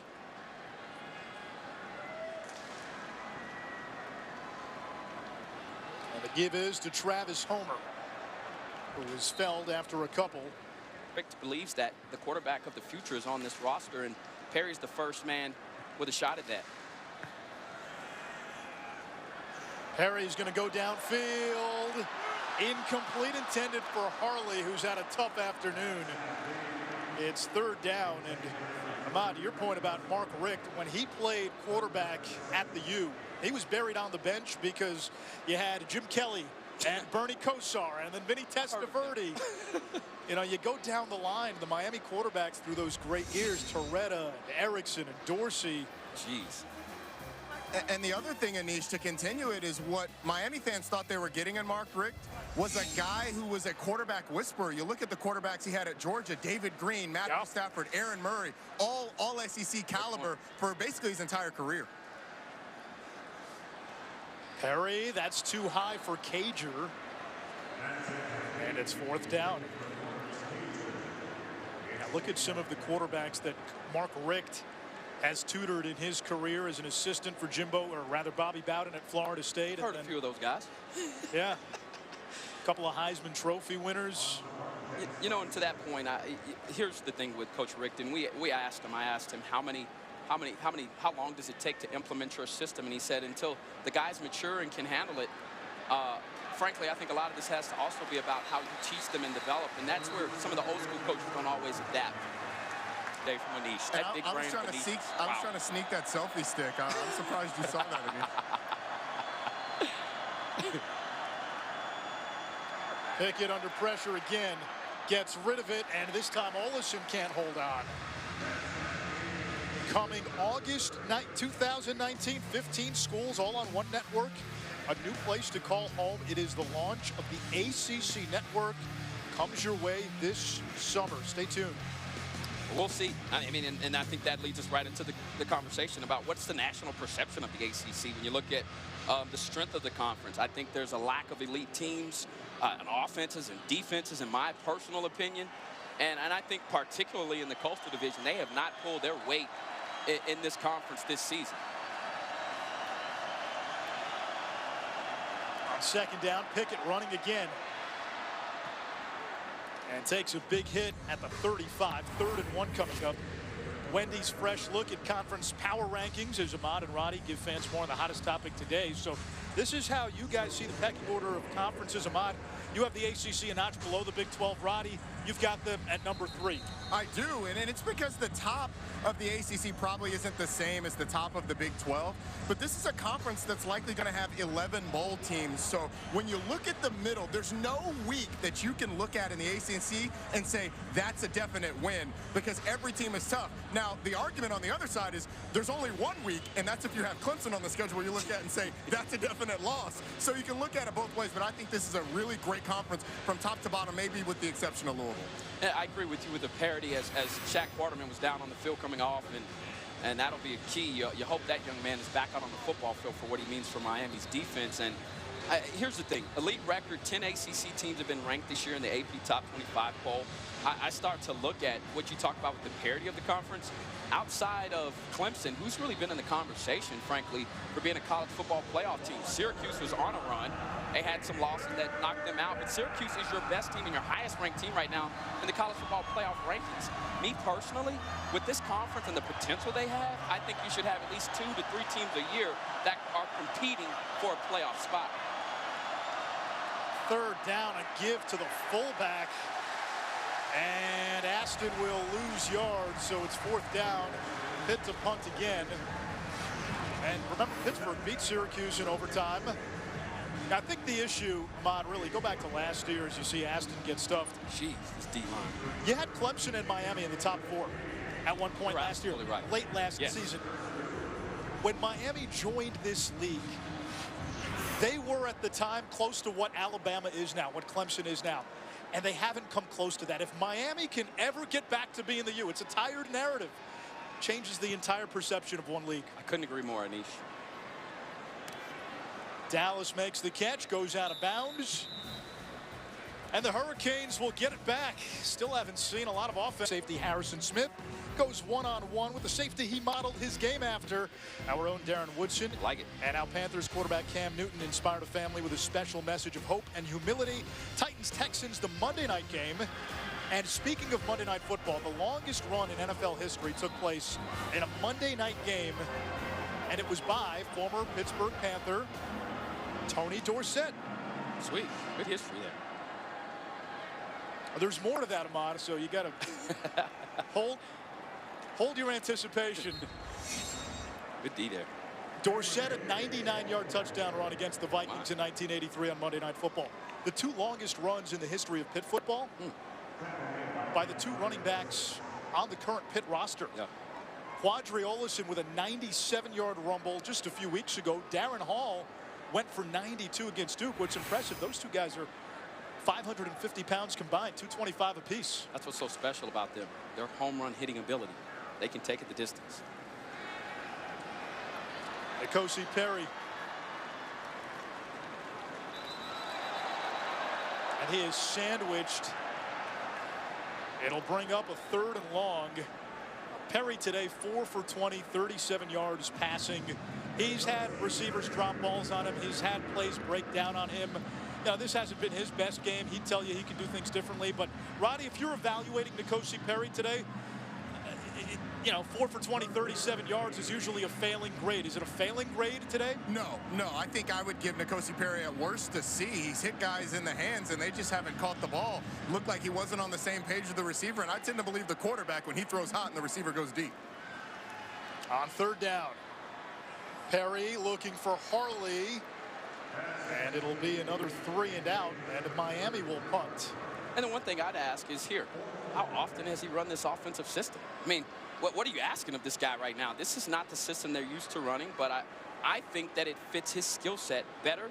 And I've said it before, I believe that it fits the skill set of the players that you recruit in this state better. When you recruit fast players, guys that in the open field are dangerous and dynamic.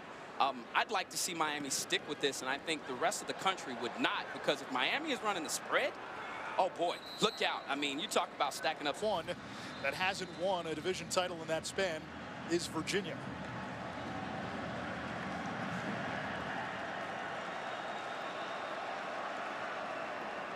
Darren Hall on 1st down. Tornadoes across the 45-yard line all the way to the 47. Next Saturday concludes Dr. Pepper Championship Week on ABC in the Big 12 at noon. Big 12 Championship, Oklahoma and Texas. The Longhorns won the regular season meeting. UCF Memphis. The Knights now without Mackenzie Milton after the gruesome injury yesterday. UCF won by a point last month. And then at 8, it's the ACC Championship in Charlotte. Clemson and Pittsburgh. 2 years ago, Pitt beat Clemson, the Tigers' only loss in their championship season. On 2nd down and short. Here's Hall into Miami territory and finally taken down after a gain of 4 by Jaquan Johnson, but another penalty marker back in Pittsburgh territory.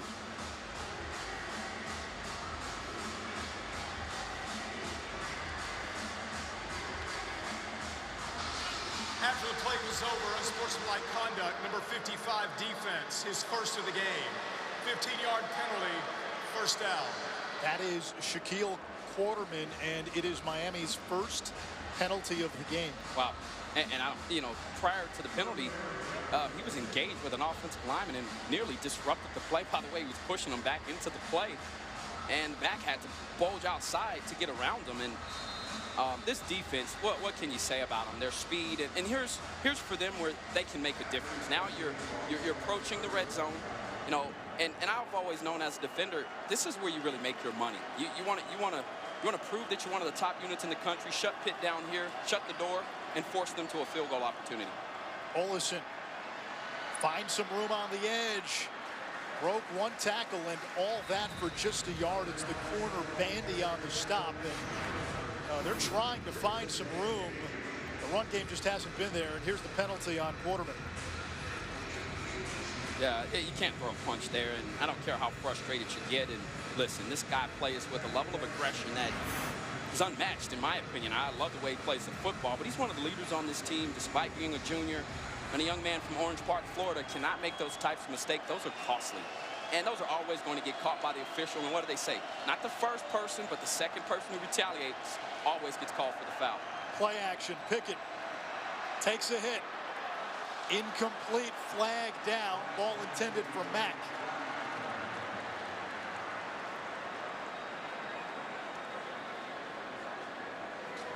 It's poor timing on play there. Pass interference, number 22, defense, automatic, first down. That's Sheldrick Redwine, and I love this guy. I'm telling you, he covers, plays safety, but he, you know, has played cornerback previously, and this is just poor timing. You know, you've got to take a better angle there. And then, you know, on the end of this play, you see Pickett standing in tall there, taking a shot from Shaq Quarterman. And this defense getting after you, their aggressive nature playing out, and as you get the second penalty of the game for Miami, and now you put them inside of the red zone. And if you're Pitt, listen, you're down 10 points. You are here. This is a whole new ball game, despite them spurting on offense throughout the day. Olsen into the embrace of that Miami defensive front. Tito Odenibo, graduate transfer out of Illinois, went to the same high school in Ohio, Centerville, that Kirk Herbstreit, A.J. Hawk, Mike Nugent, Michael Bennett all went to. Big names there. I'm sure Manny is happy to have him. And the depth they have on this line, I tell you, I've just been impressed watching them. Their resiliency in terms of getting to the ball, they're relentless, and they are rugged and rough. That's all I can say about them. And those, once again, those negative plays that this defense is designed to get. Pickett over the middle, nearly intercepted. That was Bandy, who's had a nice afternoon. I like Bandy. I said it earlier. The guy's a competitor. And you rip open, you know, his rib cage, and I'm gonna tell you right now, his heart is as big as anybody's on the football field, and I don't care about his size. I mean, the way this kid plays, he plays with the same heart of 10 men, and I love it. And that epitomizes what defensive back is all about. And I love it. Sound like Tim Tebow there, talking about heart. Well, guys, if I'm Kenny Pickett, you got to realize you got a pretty easy field goal here. You can't take a sack. If you get in trouble, just throw the ball away. Pickett with time over the middle. Fourth down.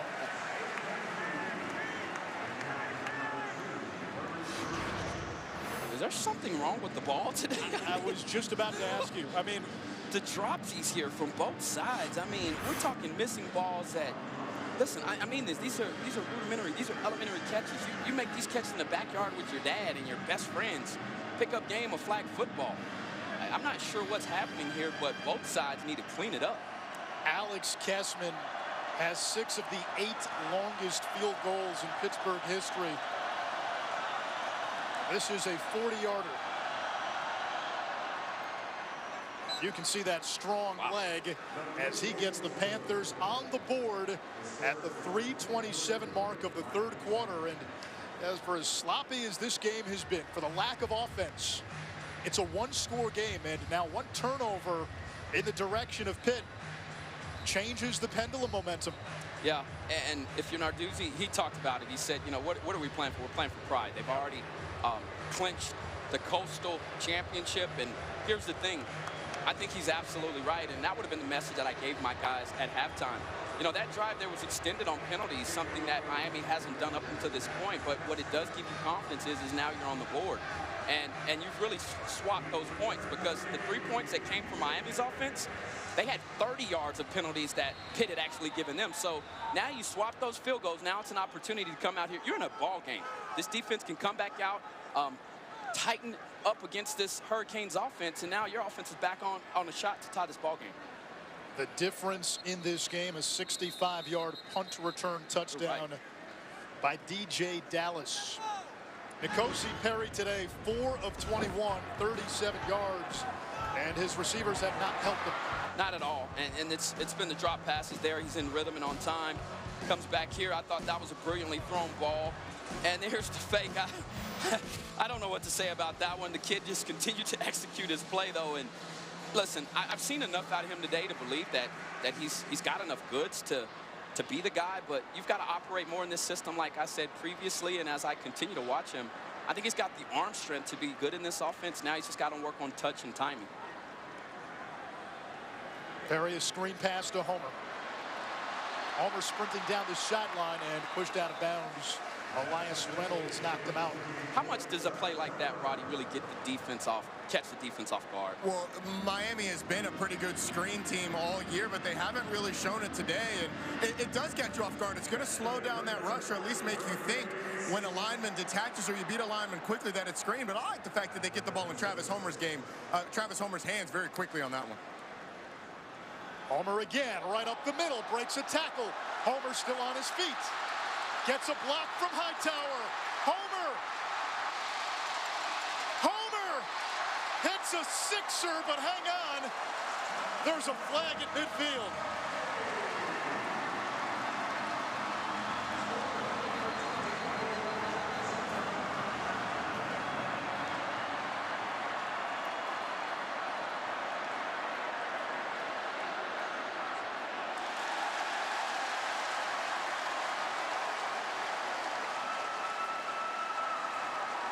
Signaling personal foul on both sides. Okay, let's go. During the run, personal foul, unnecessary roughness, number 55 defense. That 15-yard penalty will be enforced on the succeeding kickoff. The result of the play is a touchdown. Jalen Twyman, redshirt freshman, defensive tackle, Washington. Homer, geez, both backs today. DJ Dallas doing it with the punt return. Homer with the big block on the punt return, coming back here and showing burst. And boy, Roddy, did I love how he set up his block on the end there with that wide receiver. That was just brilliantly done.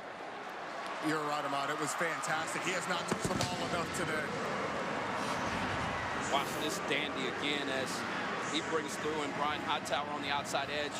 Great block up front, man-to-man. They took everything. The umpire almost trips him up there, but watch Hightower just driving the defensive back. And Homer with the excellent cuts and timing to punch it in the end zone. And then the flip to pay it off. Miami's offense. Here's what I like too. Perry, I know it sounds crazy, but 2 consecutive completions. One was the little easy screen. Just get the kid going. It got the offense going. It got Homer in a rhythm, and Roddy said it earlier. Get Homer the football. You come back with a consecutive touch for Homer.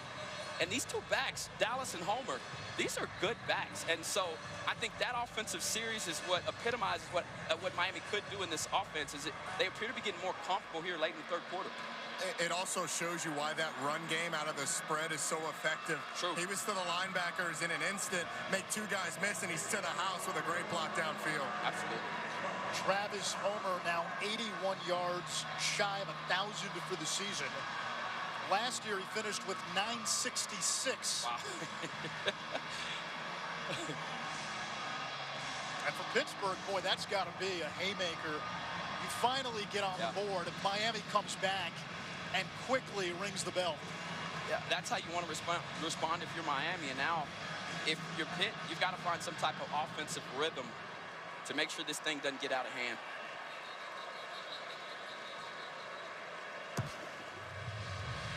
Our drive recap brought to you by Buick. Yeah, and here it is. I mean, when you look at Perry, excellent play call here from offensive coordinator. and the staff, Mark Richt, and then they come back. Middle run right up the gut. The offensive line, man for man, they win their matchups, and the block downfield is what sprung this play. And Homer taking it the distance after all the talk about the other two backs. It's been the backs for Miami that have come through and found pay dirt twice today. I like the fact that Travis Homer made the referee miss as well. Oh, boy. Kenny Pickett's pass broken up, second down. That's Bandy. Travis Homer today had a 47-yard run early that led to a Miami field goal. On the DJ Dallas punt return touchdown, he had the block. Yes, he did. It was initially flagged for targeting. They picked up the flag. The block was clean. The play stood. And now Homer with a touchdown run of his own. He's been a one-man wrecking shop. 129 of their 181 yards rushing. Homer has put this team on his back with two long runs today, one resulting in a field goal, the other resulting in a touchdown.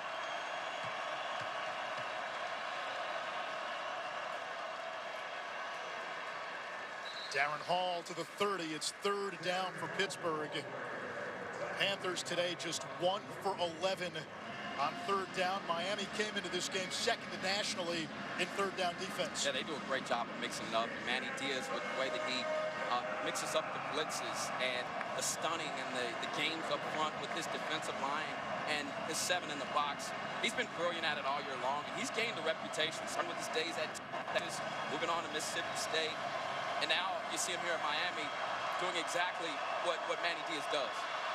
Pressure from Garvin, and that play goes absolutely nowhere. 3 and out Pittsburgh. That is not the drive nor the series that you wanted. I mean, yeah, Miami, other than that run by Hall, that was pretty forced, which is not what you're looking for, and then you go back to it. This team has already met their mark of what they average. Miami, 10 tackles for losses already, and it's not even to the fourth quarter yet. That is not a good sign if you're Pitt.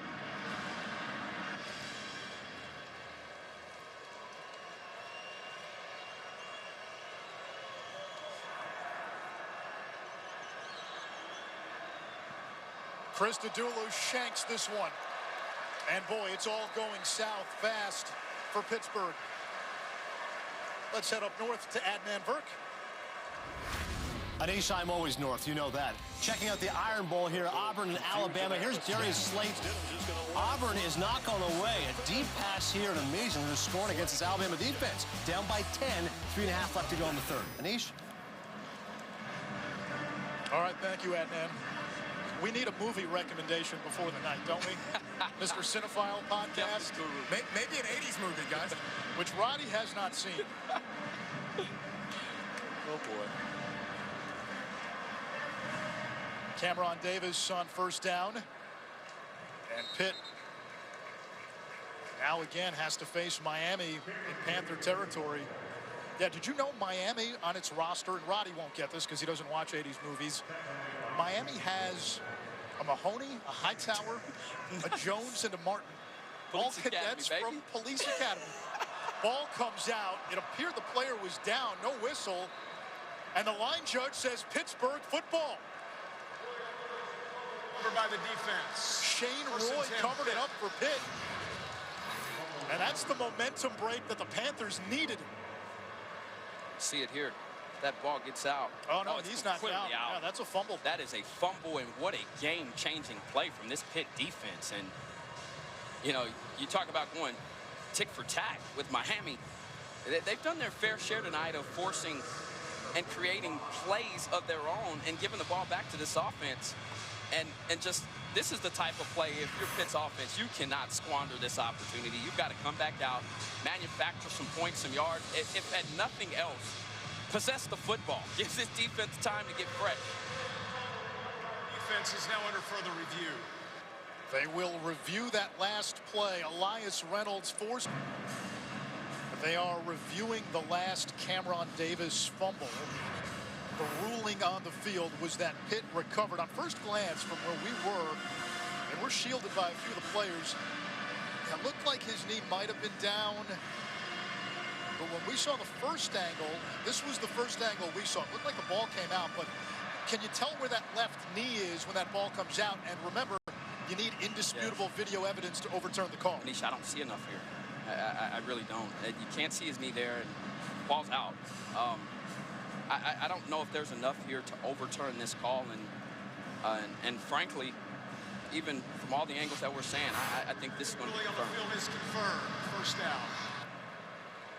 What a Call is confirmed. So the officials saw what they had ruled, and Pitt's got the ball now with good field position. They need to capitalize to make this a game, but this Miami defense has shackled this Panther running game today. Only 74 yards. Pitt came into the game averaging almost 250 yards on the ground per contest. You're right. There's Darren Hall, tackled by Quarterman. He's close to midfield. Roddy, what do you see right now is the best elixir to open up Pitt's offense, get things moving a little bit? Well, you're going to have to hit a big play, whether that's in the play-action game or freeing up one of these running backs. They went to the jet sweep early in the game. They haven't really gone back to it since it was blown up by Joe Jackson, the defensive end. I'd like to see him go back to some of that, do some more of the movement stuff that we're accustomed to seeing from this Pitt defense to try and confuse this Miami team.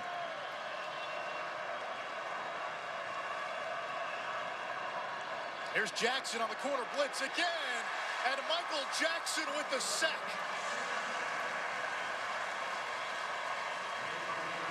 You are seeing Kenny Pickett, the sophomore quarterback, be dissected by Manny Diaz's defense. To put it all together, baby turnover chain. Doesn't get any better than that. 3rd and long for Pitt. Pickett. And that is the 6th sack by this Miami defense. Joe Jackson has been paying rent in the Pitt backfield. Oh, wow. Anybody, and I hate to say this, anybody looking for a head coach defensively, Manny Diaz. I mean, this is a 4-man rush. It's the twist, the stunts up the middle that continue to make this group so dangerous. You know, it's his aggressive system, and he allows them to attack the football. But here it is. They've got some talented players, and the number one thing he told us yesterday, he says the individual effort from our players is the reason why we've been successful, and we've seen that unfold here right before our eyes. Chris Dedulu's punt. Fair catch is signaled for. Dallas makes it. All right, Adnan, move. And no, I'm not as well versed on movies as Adnan. Well, and I'm not as well versed on you, so that make me like I'm well down the list. And Roddy has to be ranked number 4 because this guy. Who's number 3? No. Oh, you're 3. Okay, I got you. Amon and I are competing for 3. I have a hard stop. Like before 1990, I'm out on that. But you were all over the Dragon Ball Z stuff this week. Oh, absolutely. I'm still waiting on the Dragon Ball Z celebration from Travis Homer. Maybe a little Fusion Ha or some Destructo disc. I like it. That's Greek to I think me. that's cool, too.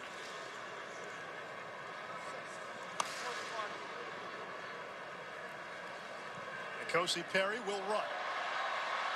Perry sprinting across midfield and finally taken down inside the Pitt 40. A gain of 41, quarterback draw, and another big gain on the ground for Miami. Finally. I mean, I've been calling for this all day. You said a design quarterback run, a draw, hit him at the perfect time. Hey, here's what this spread offense does. It puts man for man on the box. You've got more numbers, and they took advantage of it. Out of the edge, it's Darrell Langham. Had a phenomenal touchdown catch last week against Virginia Tech. High pointed the ball with one hand. Sweet. Big catches down the stretch last year. Game-winning TD against Florida State. Following week, as Roddy knows, against his Georgia Tech Yellow Jackets, had the big catch on 4th down. It hurts, man. After today, why would you bring that up? DJ Dallas gets the call. It brings up a 3rd down for Miami. And Mark Richt has settled in and play calling right now. I really like what he's doing. The design quarterback draw, he comes back with a bubble screen outside. Easy throws for his quarterback. And when this offense is operating like this, look at where they're at now. This is a perfect and prime situation for this offense to convert here. And that's what you want. Now, in this 4-wide looks, just count inside the box. You'll see this. Miami has numbers. You can run the football here or get into your quick passing game. Both teams have been bad on 3rd down. Perry standing in. Now he'll take off again. And now a decision for Mark Richt. He had a player wide open in the flat. Just couldn't get around to him as they brought the pressure. And the crowd here urging fourth down attempt. And I think Mark Richt is buying it. I think you go for it here. And we've had some success offensively. Getting behind that offensive line. Roddy, does it hurt you here that now you don't have 4 scholarship tight ends? If you want to go big, it certainly does. It's far enough away, though, where you could justify rolling your quarterback, N'Kosi Perry, out. Looks like Mark Richt's going to just let this clock wind down, take a timeout, and think about it. This is a little outside of the range of Bubba Baxa, the kicker, but it's kind of no man's land. Mark Richt ponders a fourth down decision. 3 quarters today. It's been noticeable. And a wildcat look here for the Canes. It's Dallas. He has an opening. DJ Dallas inside the 10. And they'll mark him out of bounds at about the 3-yard line. So fourth down after the timeout. I'd keep this offense on the field and continue to go back to this. And listen, if you're a Miami Hurricanes fan sitting at home, you're wondering, where has this kind of stuff been all year? I'm serious. When I watched Miami, I'm still in shock. I think this is the offense that you should be running. And we saw DJ Dallas today with his unbelievable punt return. This kid's got the goods. Well, they'll keep Dallas in on the Wildcat. Gets the block and then caught from behind. They had Trayon Gray into the game that time, a fullback, seeing some time as a makeshift tight end at number 32. They're thin at that position with those types of players. Yeah, and a lot of what Miami does with their tight end is line them up in that H-back position when they had them. I like the creativity that you're seeing here from Miami. Dallas again. Left side open. Dallas reaching. Touchdown, Miami.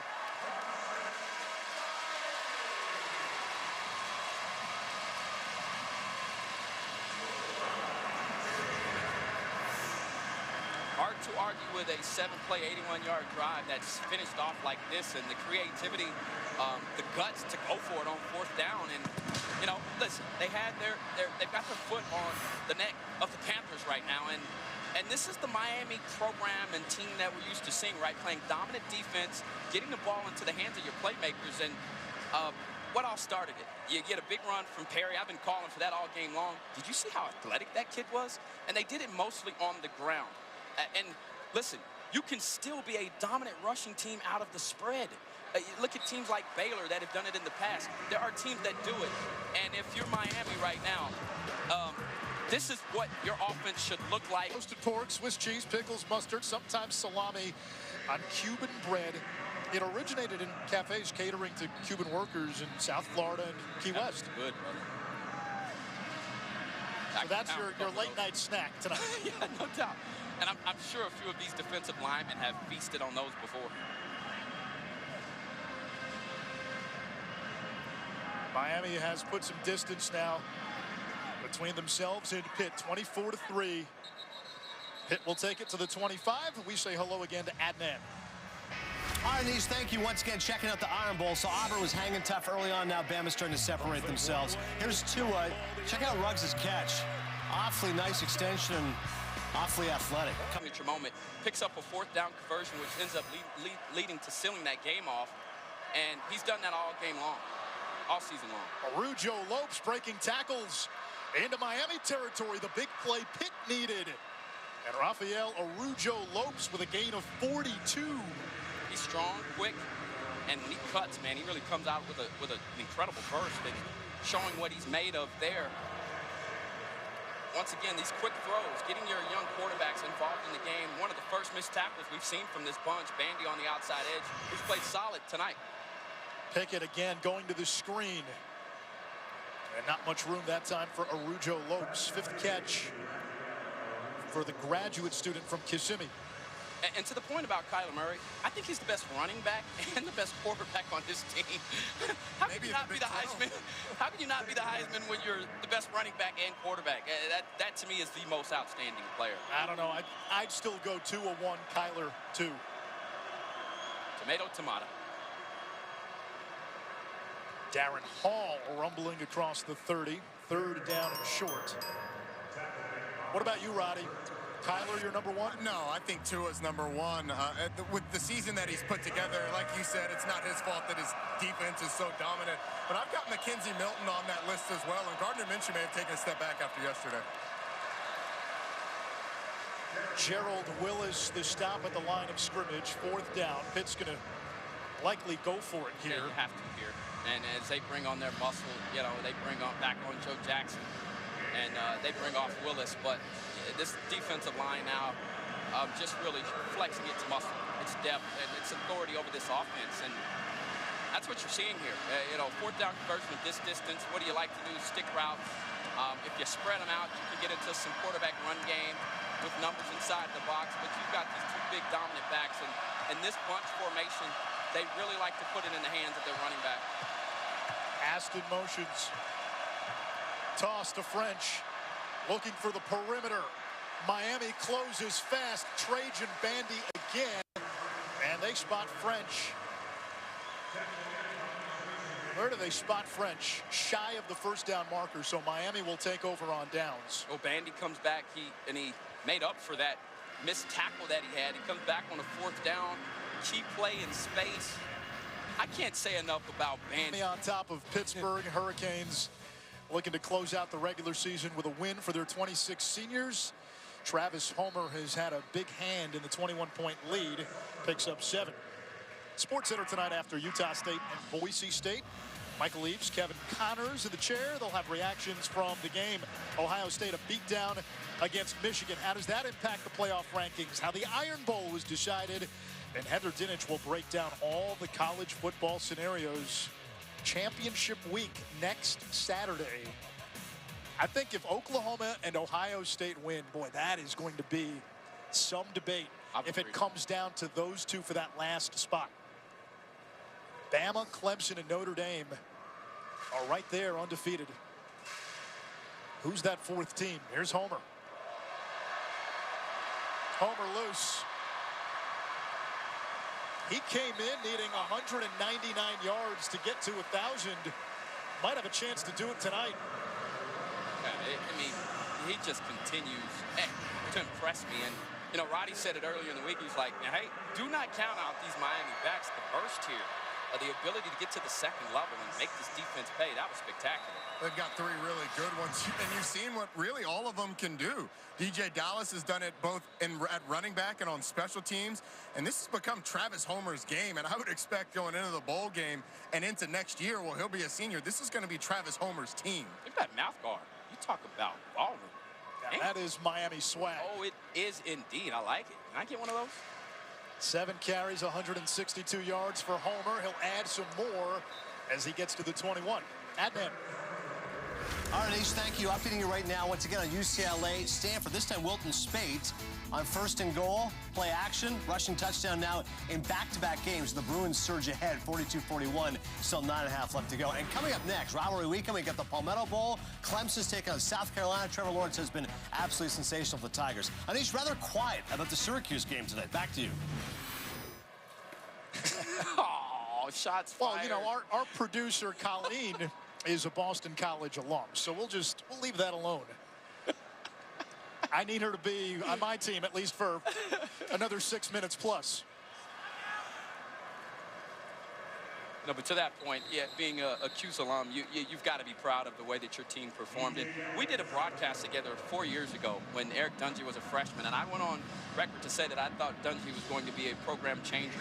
And I just completely got lambasted on Twitter, which is not the first. But the thing is to see what all that he's done to break Donovan McNabb's records. And I mean, look, it's been impressive. And their win today over Boston College was convincing. They are the 2nd best team in the ACC, in my opinion.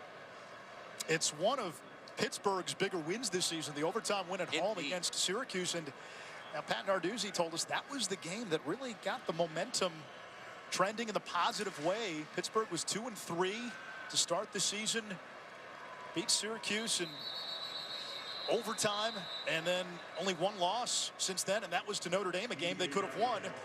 Now for Miami, it's been a seesaw season that really started against Pittsburgh last year. They were 10-0, lost to Pitt in the regular season finale, lost to Clemson in the ACC championship, lost to Wisconsin in the Orange Bowl.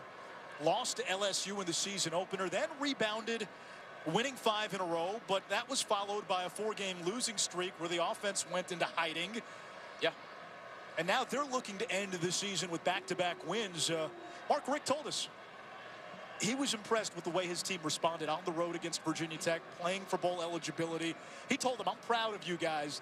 It was a big deal to get back to the postseason, to get those extra practices, to develop so many of these young players that they will need in 2000. Perry is going to throw. And it's incomplete, intended for Langham. Just could not come down with it. Another opportunity from Langham. We've seen him have a few drops today, in the redshirt senior from Florida, struggling, hauling balls in today. This is aggressive coverage once again from Jackson. But he had an opportunity to make a play. But what about the guts there from Mark Richt? You know, previously you run on a 4th down, you get him down. This time you're like, you know what? I know y'all are anticipating the run. Look at my quarterback a shot to throw a fake. The ball was thrown in a location, safe location for him to catch it. Langham just couldn't make a play on the ball for the Canes. Perry 6 for 23, 52 yards today. He's had a number of receivers drop balls. The most important thing, no turnovers for him. And I think that's impressive when you throw the ball that many times, and he's obviously not used to running this type of offense. Jeff George into the game for Pittsburgh, and he finds Arujo Lopez. Jeff George Jr. spent 3 seasons at Illinois and transferred to Michigan this past spring. In August, transferred to Pittsburgh, and he is the son of the #1 overall draft pick in the 1990 NFL draft. Dad had a heck of an arm.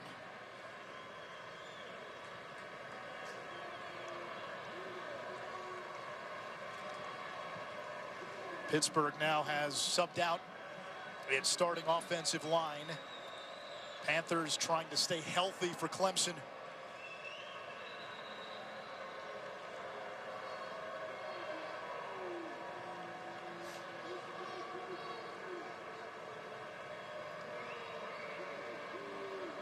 All right, Ahmad, if you're Pittsburgh, what do you take away from this game that in a week you can fix going into Clemson?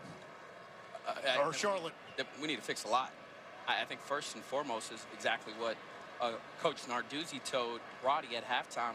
They weren't latching onto players in the box. And this Pitt team, their identity is physicality and toughness.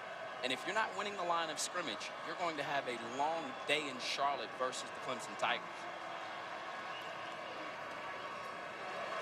Miami still playing. Darren Hall taken down for a loss, 3rd down. Or rather, that was Todd Sibley. Clemson's defense the last 6 games. Look at what they've done. And this is frightening, and for any offense. And Clemson, in my opinion, you know, Alabama's in another class, but the closest person to them in that class is Clemson. And you wonder if Trevor Lawrence in this offense is going to have a freshman moment. That's the one question mark I have. I haven't seen this kid play like a freshman quite yet. And if he does, Pitt will have a chance. But other than that, handling that defensive line and that dominant offense for Clemson is going to be a major issue. George's pass is incomplete. Hemingway had a great line about a young bullfighter. He said, I've never seen him do an awkward thing. And he won't until he's scared. And then the follow-up was, he never gets scared. That's Trevor Lawrence. Well, the other thing about Clemson that I think is drastically overlooked is how good Travis Etienne has been this year. Absolutely. This has been Travis Etienne's team. This is the best they've run the ball since 2014 when you had Wayne Gallman in the backfield pounding it. Travis Etienne has been fantastic, and he really should be in the Heisman candidate. He should be a Heisman candidate as well. Yeah, 17 rushing touchdowns, 1,157 yards, averaging 8.5 a carry. ACC's leading rusher entering the week. Fair catch is made at the 32. Adnan? All right, Anish, thank you. Just want to let you know what is coming up. Seriously, Paul Bunyan's axe. And what is better than this? This is what Rivalry Weekend is all about. It is a final. Minnesota knocks off Wisconsin. Bowl eligible. Seriously, no video, just guys with an axe. There is nothing better in college football than this. Go Gophers. 6-6. We'll see you in the bowl. Anish, I know you got an axe somewhere. Come on, axe to grind. You know, a few weeks ago, where were we? In Provo, Utah. And we walked past a hatchet throwing place. And that was apparently a nightlife activity out there. You walk in, you grab a hatchet, you can fire it at a dartboard. I had never heard of it. You had it, Roddy had it, but apparently hatchet throwing it's a thing. You know, that's the thing in this Miami defense. 14 tackle for losses, 6 sacks, held Pitt to 1 of 15 on third down. And you know, listen, I don't care whose offense you match with a defensive performance like that. You're going to have an opportunity to win. And despite Perry showing some bright spots today, it has been all about this Miami Hurricanes defense looking like a defense of old. So, Roddy, the question is then, how does Miami get right on the other side of the ball? That's a great question, Anish. You know, you look at what they've done when they've gone to the spread concepts. They've spread people out. You get those talented backs in space, and they're able to hit big plays. Honestly, I think with Miami, it's a buy-in thing. You just look at the demeanor, you know, previous to them going to this spread concept, and you see that these guys haven't quite bought into that offense that Mark Richt had been previously running. So the question is, how do you get them to buy in to what you're doing if you're Mark Richt? And I would add to that point, Roddy, I think that's excellent commentary. Listen, in a spread offense, more people touch the football. What that allows for you to do is when you're out selling your program, you can say, hey, we've got plenty of balls to go around. We play an up-tempo offense where we're going to give you your touches. We're going to give you touches in space. Most importantly, we're going to try to match what you were doing in high school. And so, for me, personally, I think this is the offense that fits the best. And I think defensively, they're already running that dominant 4-2-5 attack with Manny Diaz defense. They've got the excitement back on that side of the ball. And now that's all that's missing for them to be the Coastal champs and to compete with Clemson is a dominant offense. Gray. First down and more into Pittsburgh territory. And this is what's so underrated in the spread, the ability to run. The last part of that equation, Roddy, is the quarterback position. Mark Richt went on WQAM earlier this week. He told Joe Rose that Perry is in the driver's seat for next year, but other guys will have a chance to compete. He told us he feels the long-term answer at quarterback is on his roster. Do you buy that? Anish, I'm not sure that I buy that. I'm sorry about that. You know, sometimes when you're on the sideline, people get to talking to you and you're having a good time. But I'm not sure I buy that. The fact that they had Kelly Bryant scheduled to come in for a visit, which was eventually canceled, I don't know. You know, these guys just haven't proven it. And that's what you're looking for, consistent quarterback play from either N'Kosi Perry or the young freshman, Jaron Williams, who we haven't gotten a chance to see in this game, but Miami fans have seen in seldom duty or in mop-up duty over the course of the year. You're just going to have to see it to believe it. I can't just take Mark Richt's word for it, because what else is a coach going to say? And I think Perry's done enough tonight for me to be convinced that this is the right system for him and that he could be an option. Listen, the kid needs to work on touch and timing, but we saw his running ability on the design quarterback run. His decision-making got better. You saw him recognize a few blitzes, get into some hot routes. I've seen enough from Perry tonight to believe he could be the answer, but I still think you need to recruit a quarterback that is designed for a spread system. After a mid-season swoon, Mark Richt's team will finish with a winning record in 2018. For Pat Narduzzi and Pitt, next stop Charlotte for the ACC championship against undefeated Clemson. You'll see the Tigers next here on ESPN. They'll take on South Carolina in the Palmetto Bowl. For Matt Brooks and Roddy Jones, I'm Anish Shroff. Miami sends out its 26 seniors with a win in their last home game. Now to the studio once more. Movie references, multiple Canadians. Here's Adnan.